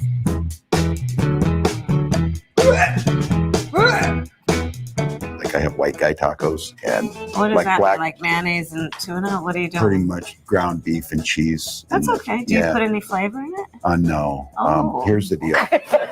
No, they said to be careful and let her know this, that black pepper is the top of the spice level in Minnesota, you know. I'm the first vice president, I believe, who is. That's racist. They're being racist right now. Also, by the way, we will get to some of the DNC stuff. We're going to talk about that next after this, but I wanted to watch this because I think it's funny. Ever grown chili peppers. I'm trying to expand We'll my figure that- my food knowledge. You know what? We've got some cantaloupes. You'll be fine. Yeah. So I I called was hoping you, maybe Tim. we wouldn't have to. I called you, Tim. Yes, You didn't answer, Tim. I know. The What happened? the most important call of my life. It popped up and we didn't recognize the caller ID, and it went to voicemail. Hi, this is Jim. I'm not able to answer. There you go. Thank you. Hey, Tim, it's Kamala. I really want to talk to you. It is an amazing privilege for me. Also, I'm excited. I just want to be part of the excitement that you're generating. Well, we're So doing it together, buddy. It's fun. We're doing it together. How have these last couple of days been for you? I can see where the energy comes. America is a hopeful country. Indeed. People are excited. In every one of those groups of thousands, sometimes over 10,000 people, you've seen exactly who we are as America. Yeah. People from rural areas, urban areas, of every stripe and size and background. This Stripe? is who we are as America, and we're Yeah. all in it together. Yeah. Every And stripe? in this campaign, the only way we win is to keep the pedal to the metal for these next many, many days that we have. So, Tim, what's your relationship to music? Yeah. For me, the transformational piece of music was Bruce Springsteen's The River. These Okay. are the real questions, everybody. These are the real questions. These are the real questions that we're getting to, everybody. Now, it's not going to be what's your foundational economic policy? What's the foundation of your economic policy? It's not even like what pushes you in your role or anything like that. No, it's tell me about your background with music. Oh my God. Tell me about your background with music. Like, it's so mind-numbingly stupid. That we are watching the dumbing down of America in real time. Look, I think that Kamala has puppet masters. I do not think Kamala Harris is a smart person. I think she's probably one of the dumbest people to ever set foot near the Oval Office. I think she is probably one of the dumbest people ever to hold as high of a position as she does. I think she has people behind her that are very good at pulling the strings. But this is why her first real interview or media appearance is her interviewing her vice presidential pick about white guy tacos, which also, by the way, quite racist. I wouldn't usually point this out, but for the people that want to obsess over race all the time and want to make fun of him for not being able to handle spice, look, if you're going to make fun of a white guy for not being able to handle spice, then you must be a racist. Hardened, evil racist people. Because, you'd get called racist. This isn't me saying it. This is just me being clear. These same people would call you racist if you talked about how Black Americans tend to like fried chicken or watermelon or grape Kool-Aid. They'd get so mad if you were to make any stereotype reference about that. Oh, but you can make fun of a white guy not liking spice. Anti-white racism is in and of itself racism. And I would have no problem with it. I usually don't. But if you're going to be one of the people that would say that you're racist for making any of those kinds of stereotypes about any other race, then I'm going to start having a problem with it. So Kamala Harris is terrible. I'm going to keep going. Is a journey, you know all the tracks, Yeah. and I'm that guy. My first car, it's the summer 1980, been saving up. I buy a 1973 orange Chevy Camaro, got an 8-track player in it. Oh, wow. Previous owner left Bob Seger's Night Moves in there. I Great song, I will say. Bob Seger's Night Moves, phenomenal song. listened to it, and it's kind of the soundtrack of my life of Detroit's own Bob Seger. But what's really great about this is I have a 79 International is my car. It's got an 8-track player in it. I have the very 8-track to this day. You're kidding me. man, no, but how about you? I grew up, so all these albums here, I mean, Aretha, my mother had every Aretha album, and like our Christmas gift to my mother, her birthday gift was always like, what's the latest Aretha Franklin record? So it's on vinyl in your house as a all of it. Wow. All that and Stevie. And then Miles, and my dad loved jazz. And so it was Miles, it was Coltrane. One of my personal favorite musicians for when I was younger was Prince. Oh. And of course, from your estate. Yeah. And he, in fact, I'll tell you, so my husband Doug and I'm more of a hip hop girl. Yeah. He's more of Depeche Mode. This is like some of the most mind-numbingly stupid conversation. Especially, and like this is usual campaign fodder. Like this, like to some extent, like is expected on the campaign trail. The problem, once again, is the fact that it has been almost a month since Kamala was declared basically the effective presidential nominee. We'll have the Democratic National Convention, the nominating convention, coming up this week, starting tomorrow, which we're going to talk about here next. And this is what's being talked about. This is what they're discussing. She has not had a serious question from any reporter.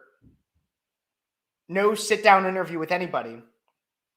But this is what she'll do. She'll talk about the music tastes of her husband and her running mate. Well, yeah, about the same time. Yeah, I'm sure you and he like the same music. Of course. But Prince, in the Venn diagram of things, Prince, he and I love the same, because talk about how Prince was with that guitar, man. I almost know by heart every one of those songs. I feel like a trip to Paisley Park is going to happen here if the staff it's on my bucket list. I'll tell you that. Tell me about your dad and his influence on you. Yeah. He served our country. You have served for our country for so many years. Yeah. I was 19. My little brother, I think, was 8 or 9. When he passed, he was a chain smoker, just addicted. They got a bit Korean War era. And that generation of men, pretty stoic. After he died, my mom was a stay-at-home mom. She became our rock. And now she had to go out and get work because the medical bills broke her. And Social Security and Social Security survivor benefits. We're fine pulling ourselves up by our bootstraps. We had no boots. That's the boots. And it's survival, literally. It is survival. We all paid it back. So programs that are just fundamental to keeping people from dropping into poverty, but to live with dignity. You keep talking about that. We got to help people get through a hard time. We can't have a country and policies that let people fall through the cracks. Yeah. I love what you have done with your life. You were coaching a high school football team that was winning. Now here's where we get into, okay, so it starts off with the obviously emotional story regarding his father and the Social Security survivor benefits, very anecdotal evidence that actually tends to win some people over. It's not the most mind-numbingly stupid part of their political narrative. Actually, probably one of the better parts, one of the more salesy parts for some of the levels of socialist policy as it relates to Social Security. there are other ways to help people that are in those situations, but the way they present it is because it helped him. It is the best way, which is in and of itself a fallacy. It's great that it seemed to have helped him and his family in the way that they are, but once again, just because it helped them at that time does not necessarily mean it's the best way, and that we can't find better, more innovative ways to incentivize people and to quote unquote give people those boots that he references in that anecdote. But now we get into the coach part of this, where he's so they start off with his humble beginnings, and then they craft his narrative even further into, okay, so then he was a teacher and a coach. Endless. Yes.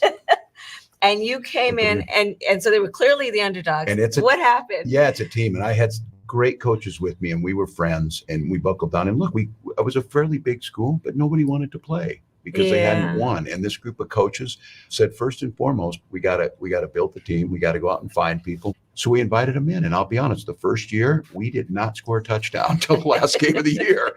We got shut out in every game. My high score until the final game was my defensive tackle, because we got a safety in one game. 2 years later, those kids won a state championship. That school has won several more since then. Right. After we left, you build culture, you build That's winning. right. People want to be a part of it. And that's the excitement. That's the excitement of what it can be. That's how I feel about our campaign. Yeah. Our campaign is the underdog campaign. Oh, yeah. And with our joy, we also have to understand that we're still up against some forces Yes. that are trying to divide our country. It pains me the kind of division and the stoking of divisions that has taken place, Yes. right? And when we can remind people and create a space for everyone to come where they see each other That's and the say, magic. hey, They're we're all getting- in this together. It almost feels like everybody's coming out of their house after a blizzard and, a Minnesota reference, and you shovel out, and then you start talking to your neighbors. Yeah. How was it the last couple of days or whatever it might be? They're re-energizing, and they're looking for their neighbors. We keep saying, That's keep talking right. about the Yeah. promise of America, and we say, take care of your neighbor. In the face of a stranger, when you're looking in the face of a stranger, you should see a neighbor, right? Yeah. I'm about crying on this when you talk about, look, a girl from Oakland, California, and a guy from out. So now they finished crafting his narrative as the Veep. And this is the whole point of this interview. It's not even really an interview. It's practically scripted, or at least general rough outline of a script for, this is 9 minutes and 54 seconds, 6 seconds shy of being 10 minutes, a perfect time, as most YouTube videos that are clicked on are between the minutes of 8 and 12 minutes, somewhere between there. Perfect amount of time that people will click on it. People will check it out. People will watch, and they talk about very, very base level, small things that'll indoctrinate people. And he's a sympathetic upbringing. He was a teacher and a coach, and he faced adversity, and he was the Veep. And so that introduces you to Tim Walz, the guy that you didn't really know, the average white guy who just looks like maybe a grandfather or an uncle. And just a Minnesotan. He's a good old Midwesterner, and that's the narrative that they're crafting. And then he, now that they've established, if you've never really heard of him before, now that they've established this sense of trust in him, that you feel like you know him a little bit more, the sense of neighborliness, they indoctrinate you with this repetitiveness of this idea of, loving your neighbor, being neighborly, Midwestern. You're a good old Midwestern uncle, man. And then now he brings in, and here's the real kill, is when now he's going to start crafting the narrative for Kamala and her backstory, which is, it's going to be a bastardized, just as much as his backstory was a bastardized version of his backstory. Now he's going to bastardize her backstory. Here's this. Nebraska on there. And the number of people I watch just kind of nod and break into a smile, this exploiting the differences, it can't last. I talk about it being halftime in America. We're a touchdown down because a lot of folks, it's easier to tear things down. It's easier to divide than it is to build.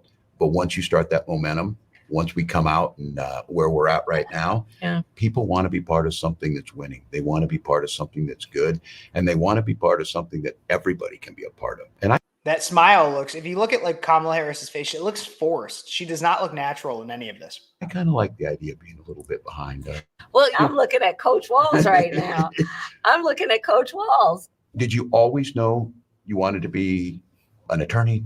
My parents met when they were active in the civil rights movement. I grew up around a bunch of people that were, marching and shouting for justice. And some of the heroes of that movement were the lawyers, Thurgood Marshall, right?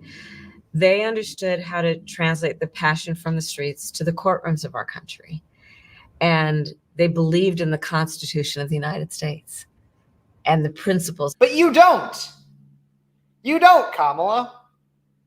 Most of the policy that you espouse has no foundation in the Constitution of the United States, upon which it was founded. And that's where they then, in the courts of America, reminded us of the promise, right?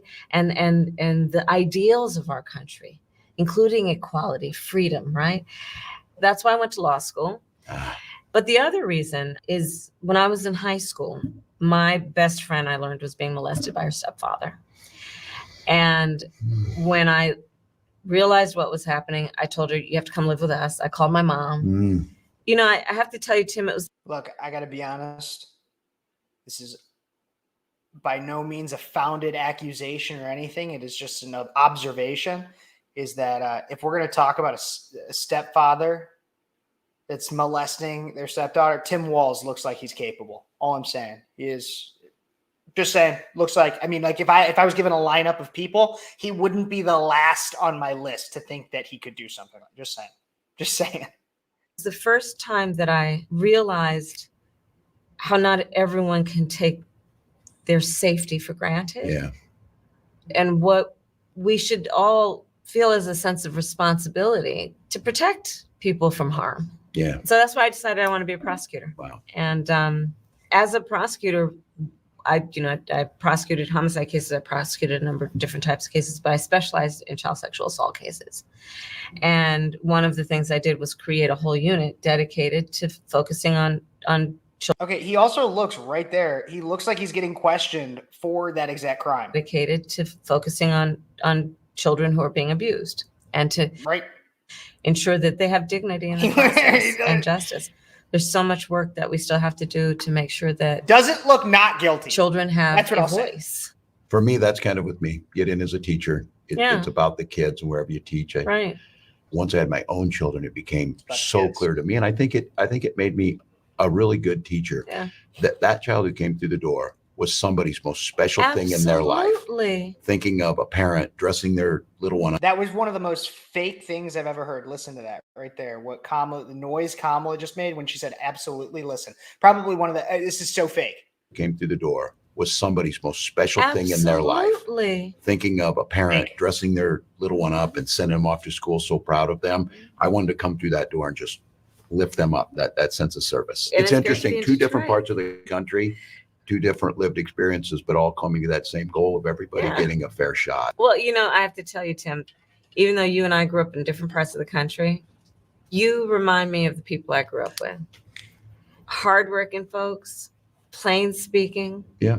People who know the difference between right and wrong. Yep. And care, love thy neighbor in the most authentic and true way. Yeah. Those are the folks I grew up with. And I know that's who you are. And I'm so glad we're doing this I'm together. proud to be with you. That was so cringy. That was one of the cringiest things I've ever seen. As stated before I watched this, what I expected, because I didn't watch the whole thing, I'd seen some clips of it. As I stated before I watched it, I thought that this was going to be a suck-off session comparable to that of pornographic content. And it was worse. It was absolutely worse because no one finished. And it was just awkward. It was probably one of the most awkward things I have ever watched. It was unbelievably felt so forced, as I said, seemed almost practically scripted, if not at least clearly outlined for an agenda, not about actually getting to the root of anything. And this is why I say, and I don't think Kamala could handle this. I think that there was rumors at one point that Trump will be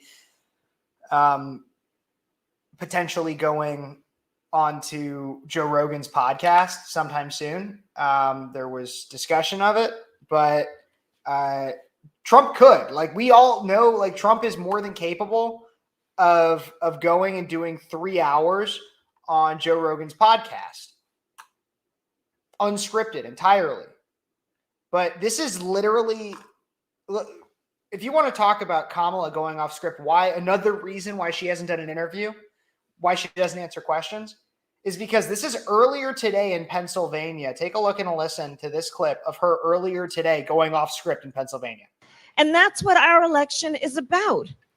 Our election is about understanding the importance of this beautiful country of ours in terms of what we stand for around the globe as a democracy. As a democracy, we know there's a duality to the nature of democracy.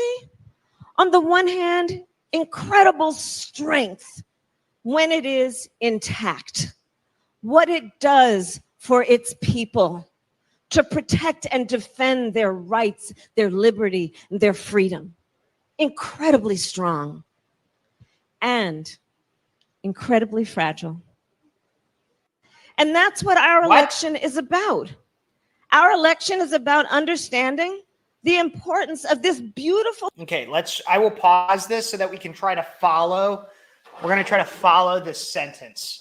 And then coming up after this, we're going to talk about what we expect from the DNC. Spoiler alert, I'm expecting a lot more of this kind of bullshit right here. Let's listen. And that's what our election is about. Okay, so the sentence begins, or the statement begins with, this is what our election is about. Our election is about understanding the importance of this beautiful country of ours. Okay, so the election is about understanding the importance of this country. In terms of what we stand for around the globe as a democracy. Okay, so the purpose of this election is to understand what this country stands for globally as a democracy. And she was waiting for cheers and she didn't really get them, so then she keeps going. And I will point out, yes, we aren't a democracy, but the point, which is what we say this right here, we aren't a democracy. True, but I want to just understand what she's trying to say. As a democracy. As a democracy. We know there's a duality to. Okay, so that's the first sentence. The first sentence, the first statement is the purpose of this election is to understand where we stand globally as a democracy. Then the next part. We are not a democracy. We're a constitutional republic. I've said that a lot of times. But again, I'm trying to point out, what is she actually saying? Because even if she's lying, that's okay. But can we understand what she's saying? The nature of democracy. Let's go back here. Duality to the nature. The duality. What does this mean? There's a duality to the nature of democracy. Okay, so there's a duality of the nature of democracy. That's a statement in and of itself. It alludes to this idea that she's going to state 2 points that will relate to the idea of democracy. On the one hand, incredible strength. On one hand of democracy, strength. When it is intact. When it's together. What it does for its people. What it does to protect and defend their rights, their liberty, and their freedom. Incredibly strong. So that's the one hand. Strength. And incredibly fragile. And that's what our. Ultimately, it kind of makes sense. However, she doesn't fully describe how it is in any way strong. And then the fragility is kind of lost because she doesn't really explain. I mean, she says that it protects the rights, but democracy in and of itself does not inherently protect rights, because rights actually account for responsibility. And actually, democracy tends to show that people want to get away from their own responsibility. I don't know. It simply did not make sense. What she really was doing is she was doing what I call political talk. Is she just says a lot of words that are common in political language, hoping that maybe it actually forms a sentence. But that's really what I think is going to happen in the next few days. Obviously, many of us know in the next few days we have the Democratic National Convention. We had the Republican National Convention last month, and now we have the Democratic National Convention happening in Chicago, Illinois. Ironically, I just moved from Chicago to Virginia. Otherwise, I would be there. And there's a lot of different things that we can expect coming up. We have a lot of different things that we can expect coming up from the Democratic National Conventions. from the Democratic National Convention in Chicago. Free abortions, free vasectomies, segregation, riots, everything you could possibly want out of a political convention. Now, this first one I want to start with is probably one of the funniest to me, because I actually thought somebody sent me a text and they were like, "Did you hear you can get free abortions at the Democratic National Convention?" I was like, "That's a really funny joke. I'm going to use it on my show." And then I found out it wasn't a joke. Planned Parenthood Great Rivers actually posted that you can get free vasectomies and medication abortions are filled for our mobile health clinic in Chicago. Check back soon. So you literally, they're offering free abortions and vasectomies. I'll pull this full screen too. They're offering free abortions and vasectomies, and they no longer have enough appointments. There are no longer enough appointments. Check back soon. They will share the interest form link again if they have any cancellations. They're full.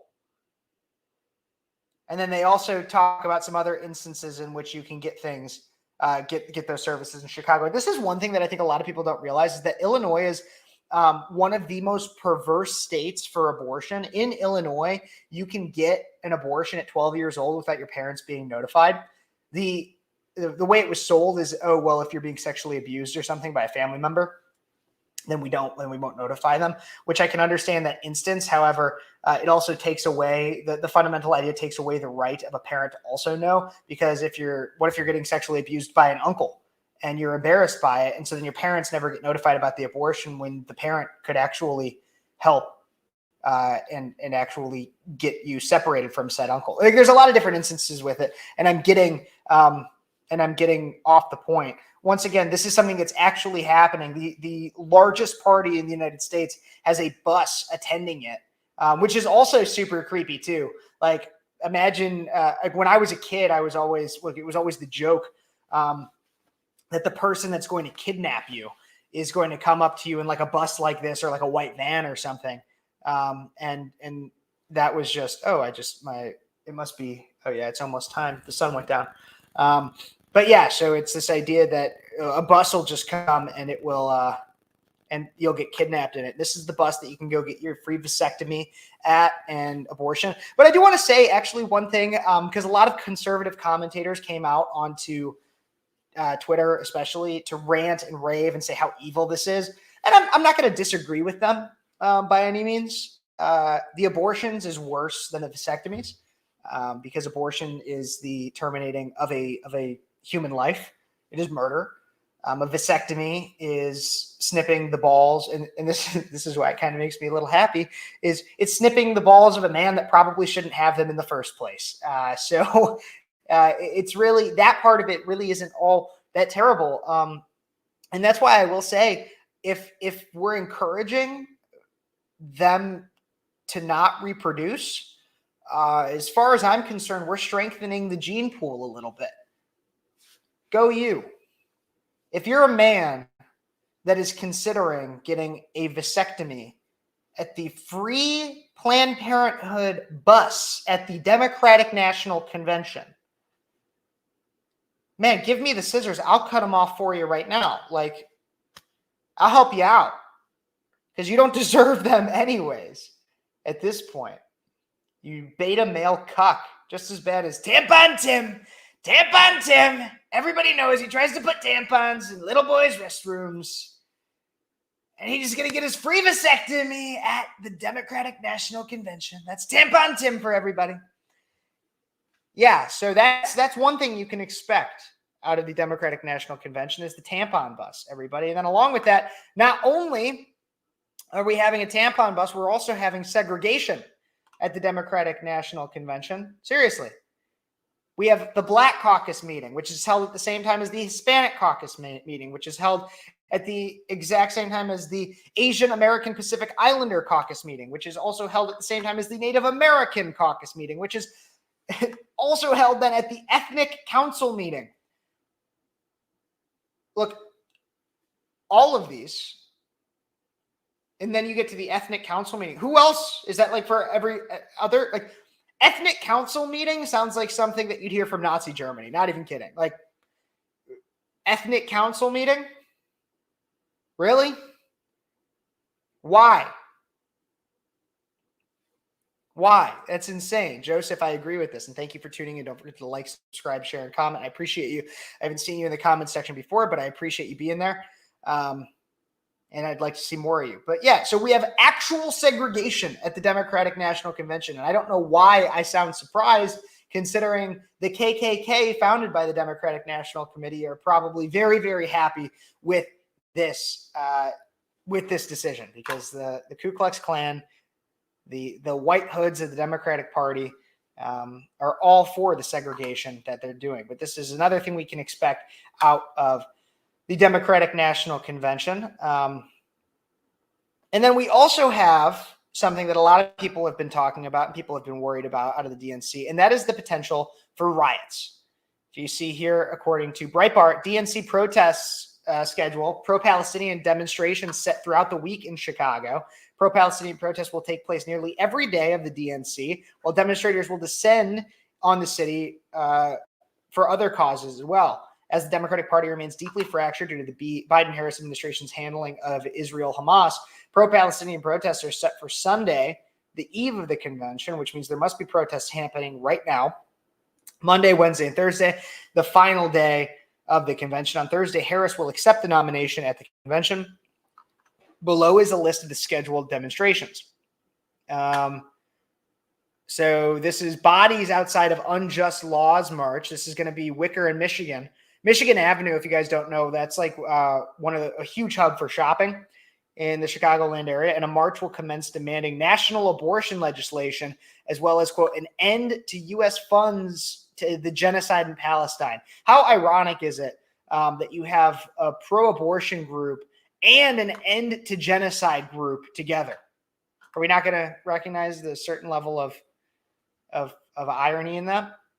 Then you can obviously see there's March on the DNC on Monday. There's Poor People's Army. There's Wednesday, One Chicago Coalition for Justice in Palestine. There's also a march on the DNC on Thursday. There's going to be plenty of protests that will be covered on this channel. I plan on going live more than once this week to talk about these things, to cover these things. But I think the thing is that it's not that these protests and everything are going to have their own separate effects, and plenty in Chicago are already preparing for it. In fact, CBS News Chicago already covered a little bit of it. Let me pull this up here, because the Democrats themselves are even taking a beating on social media for the fact that there's actually a wall being built around Chicago and the DNC venue. Democrats took a virtual beating over the weekend as preparations are underway for the party's national convention, which is scheduled to take place this week in Chicago, Illinois. Part of that prep, due to expected protests from pro-Hamas crowds, involved businesses boarding up and a literal wall of fencing being installed around the venue.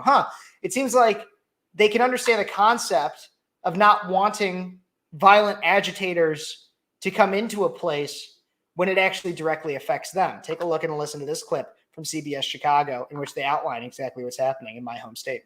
If you look behind me over my shoulder, you'll notice those fences and snowplows in place. We've actually watched all morning as they have started to bring in more metal fencing, more barricades, and these snowplows have been kind of navigating around those barricades and getting into place around the UC.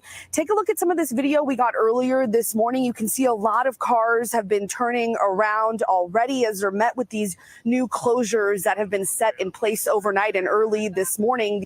I love democracy. Like, I wish I was going to the convention, but for the neighborhood, there's been like no communication and very little engagement. He seems like the kind of guy that would go to the convention. The receding hairline, the Napoleon Dynamite glasses, and the voice that sounds like he already got one of those free vasectomies really kind of tie the whole look together. The people who are closest to it. The parking restrictions have changed 3 times in the last week on our block, and no one's like communicated to us that the protest route actually goes right in front of our building. And that resident telling us that most of the information he's gotten actually is coming from us or other local news outlets. He says his hopes are that over the next few days, there's more direct communication from area law enforcement or even from the Secret Service. And really his concerns, Mugo Audrina, have been echoed by a lot of drivers and neighbors we've talked to in this area this morning. A lot of frustrated drivers, to say the least. We know security will just continue to get tighter as we approach opening day on Monday. And that was a great example of some of those things. And then we can even see the boarded up businesses here in this clip right here. We are on Washington and Wabash outside of a Garland building, which houses a number of businesses, including stores and some restaurants and offices. Now, as you can see behind me, you'll notice that the front of the Garland building is covered in plywood. It's basically covering the windows and the door, and that's to be able to protect the building, and I should say the entrance of the building, from any potential unrest that could happen ahead of the, once the DNC does come around here, since we are anticipating some protests to take place. Now, the Chicago Board of Services says their crews have been busy the last few days boarding up businesses to get ahead of potential damages. Now, so far, they've secured 12 locations around the West Loop, downtown, and Daly Plaza area, with plans to board up additional businesses this weekend as a preventative measure if protests related to the DNC erupt violently. We are on Washington. And it's really sad to me that this is exactly what we expect out of, as far as I'm aware, none of these kind of preparations had to happen for the Republican National Convention. It's because we have a party that enables this kind of behavior. Look, frankly, I mean, when you have 2020 and you had you had the now presidential nominee help bail out criminals. It's actually happened. The Minnesota Freedom Fund. You have the presidential nominee, the vice presidential nominee who presided over the riots, and then you have the presidential nominee who aided and abetted and encouraged people to donate to the Minnesota Freedom Fund that ultimately freed violent criminals, one of which went on to murder somebody because he was freed, because his bail was posted. No wonder Chicago has to be worried about this. Not to mention Mayor Brandon Johnson of Chicago has consistently denigrated the police, following Chicago having Mayor Beetlejuice, Lori Lightfoot, prior to, who couldn't give less of a crap about Chicago Police Department. Our Chicago police are struggling. Their numbers are constantly decreasing as they keep getting put more and more restriction on them, and more pressure to do their job with less people, lower pay. We have an entire party who begs for security after they spend a significant portion of their policy on denigrating the idea of having security for the average public. That's because to them, they want themselves to be secure, but will feed you the story of racial division, racial bias, systemic racism. As a result, unsafe streets, unsafe businesses, boarded up businesses, and fear of riots. And that is honestly that's honestly a reductive take, as I could go so much further into how they encourage this type of behavior through not condemning terrorism or the appalling beliefs of the Islamic faith. They encourage this kind of behavior. They encourage the pro-Palestinian protests by walking the line, but it's difficult because they can't even go full terrorism mode because they have to appease their Jewish overlords that give them the money, instead of actually having a pro-American view, which would be, hey, let's try to find a peace deal like the Abraham Accords. No. Instead, they stick themselves right in the middle, and that pisses everybody off. So what can we expect? What do I predict out of the DNC? Well, if you watched everything that I just also, I'm getting a question about Jewish overlords. Let's talk about, where does the funding come from? A significant level of funding for pro-Democrats. I mean, if you talk about George Soros in and of himself, not just George, his sons, his entire foundation.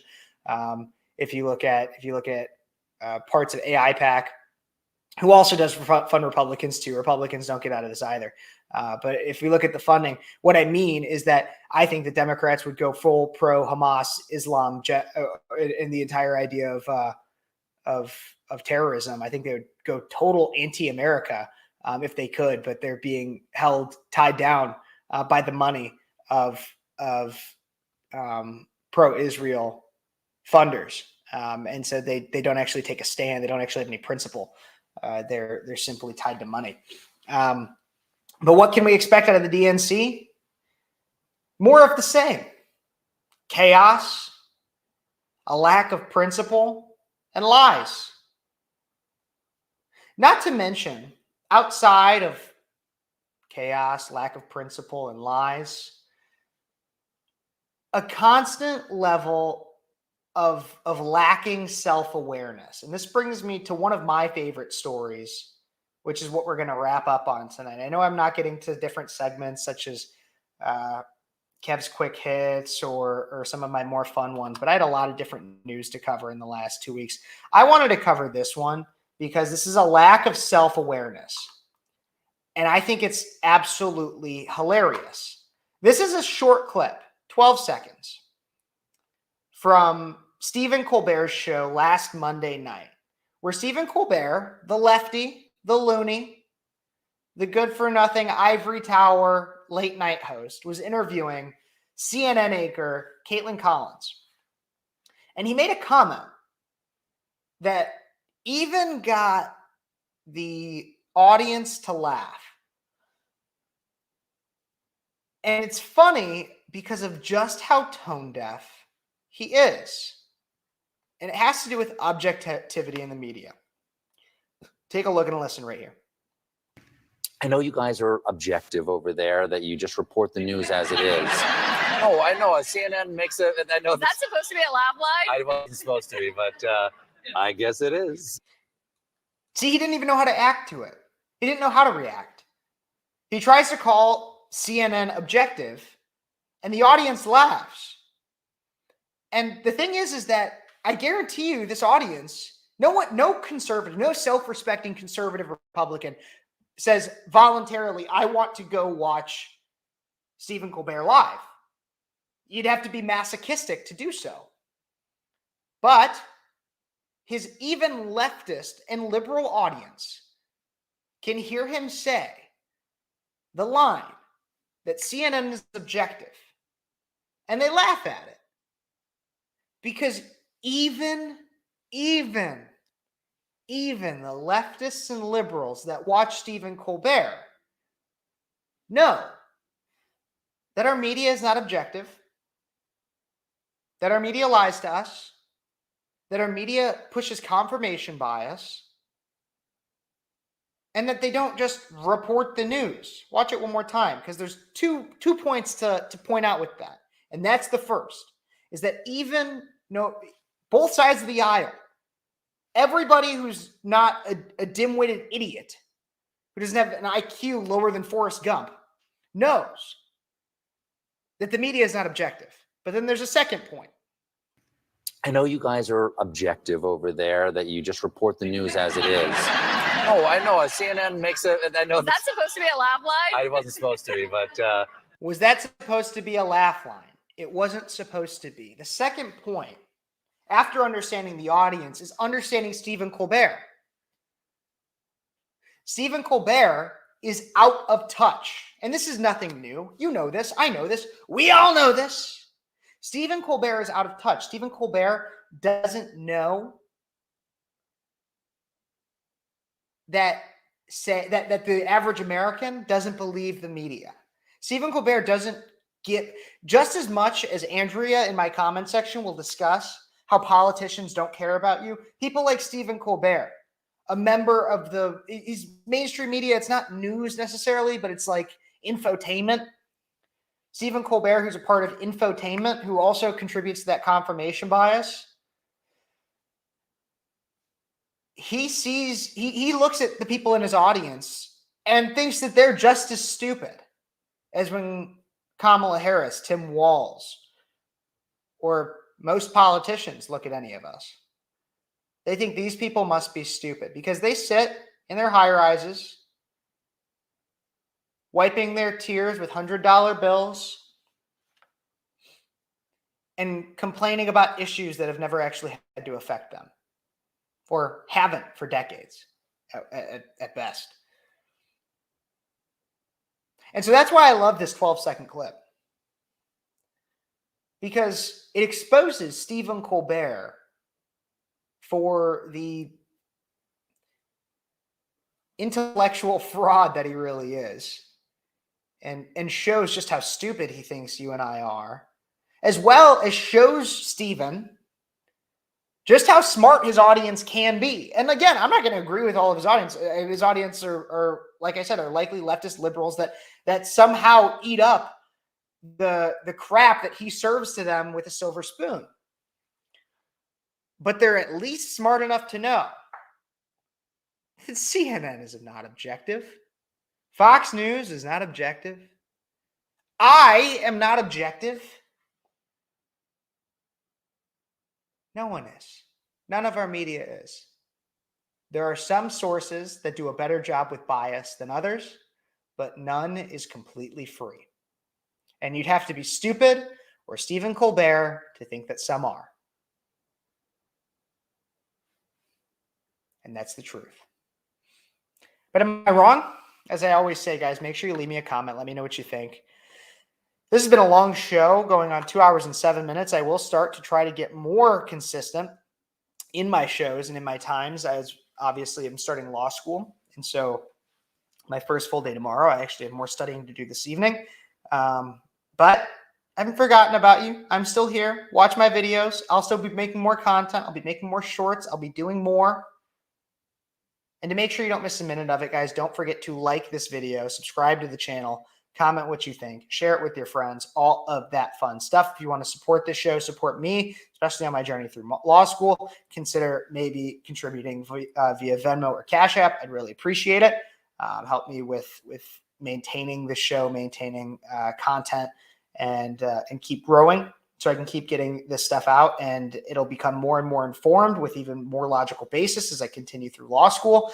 And become more of an expert in these kinds of topics. So please continue supporting me, at least by liking, subscribing, following, sharing, all that fun stuff. Consider maybe through Venmo or Cash App if you have a comment, question, or concern. I will be following up with what I get from the Kamala Harris's campaign team. As you guys might have seen earlier, I sent an email to them asking what policies she actually supports. Maybe we'll actually get a response, see what they say.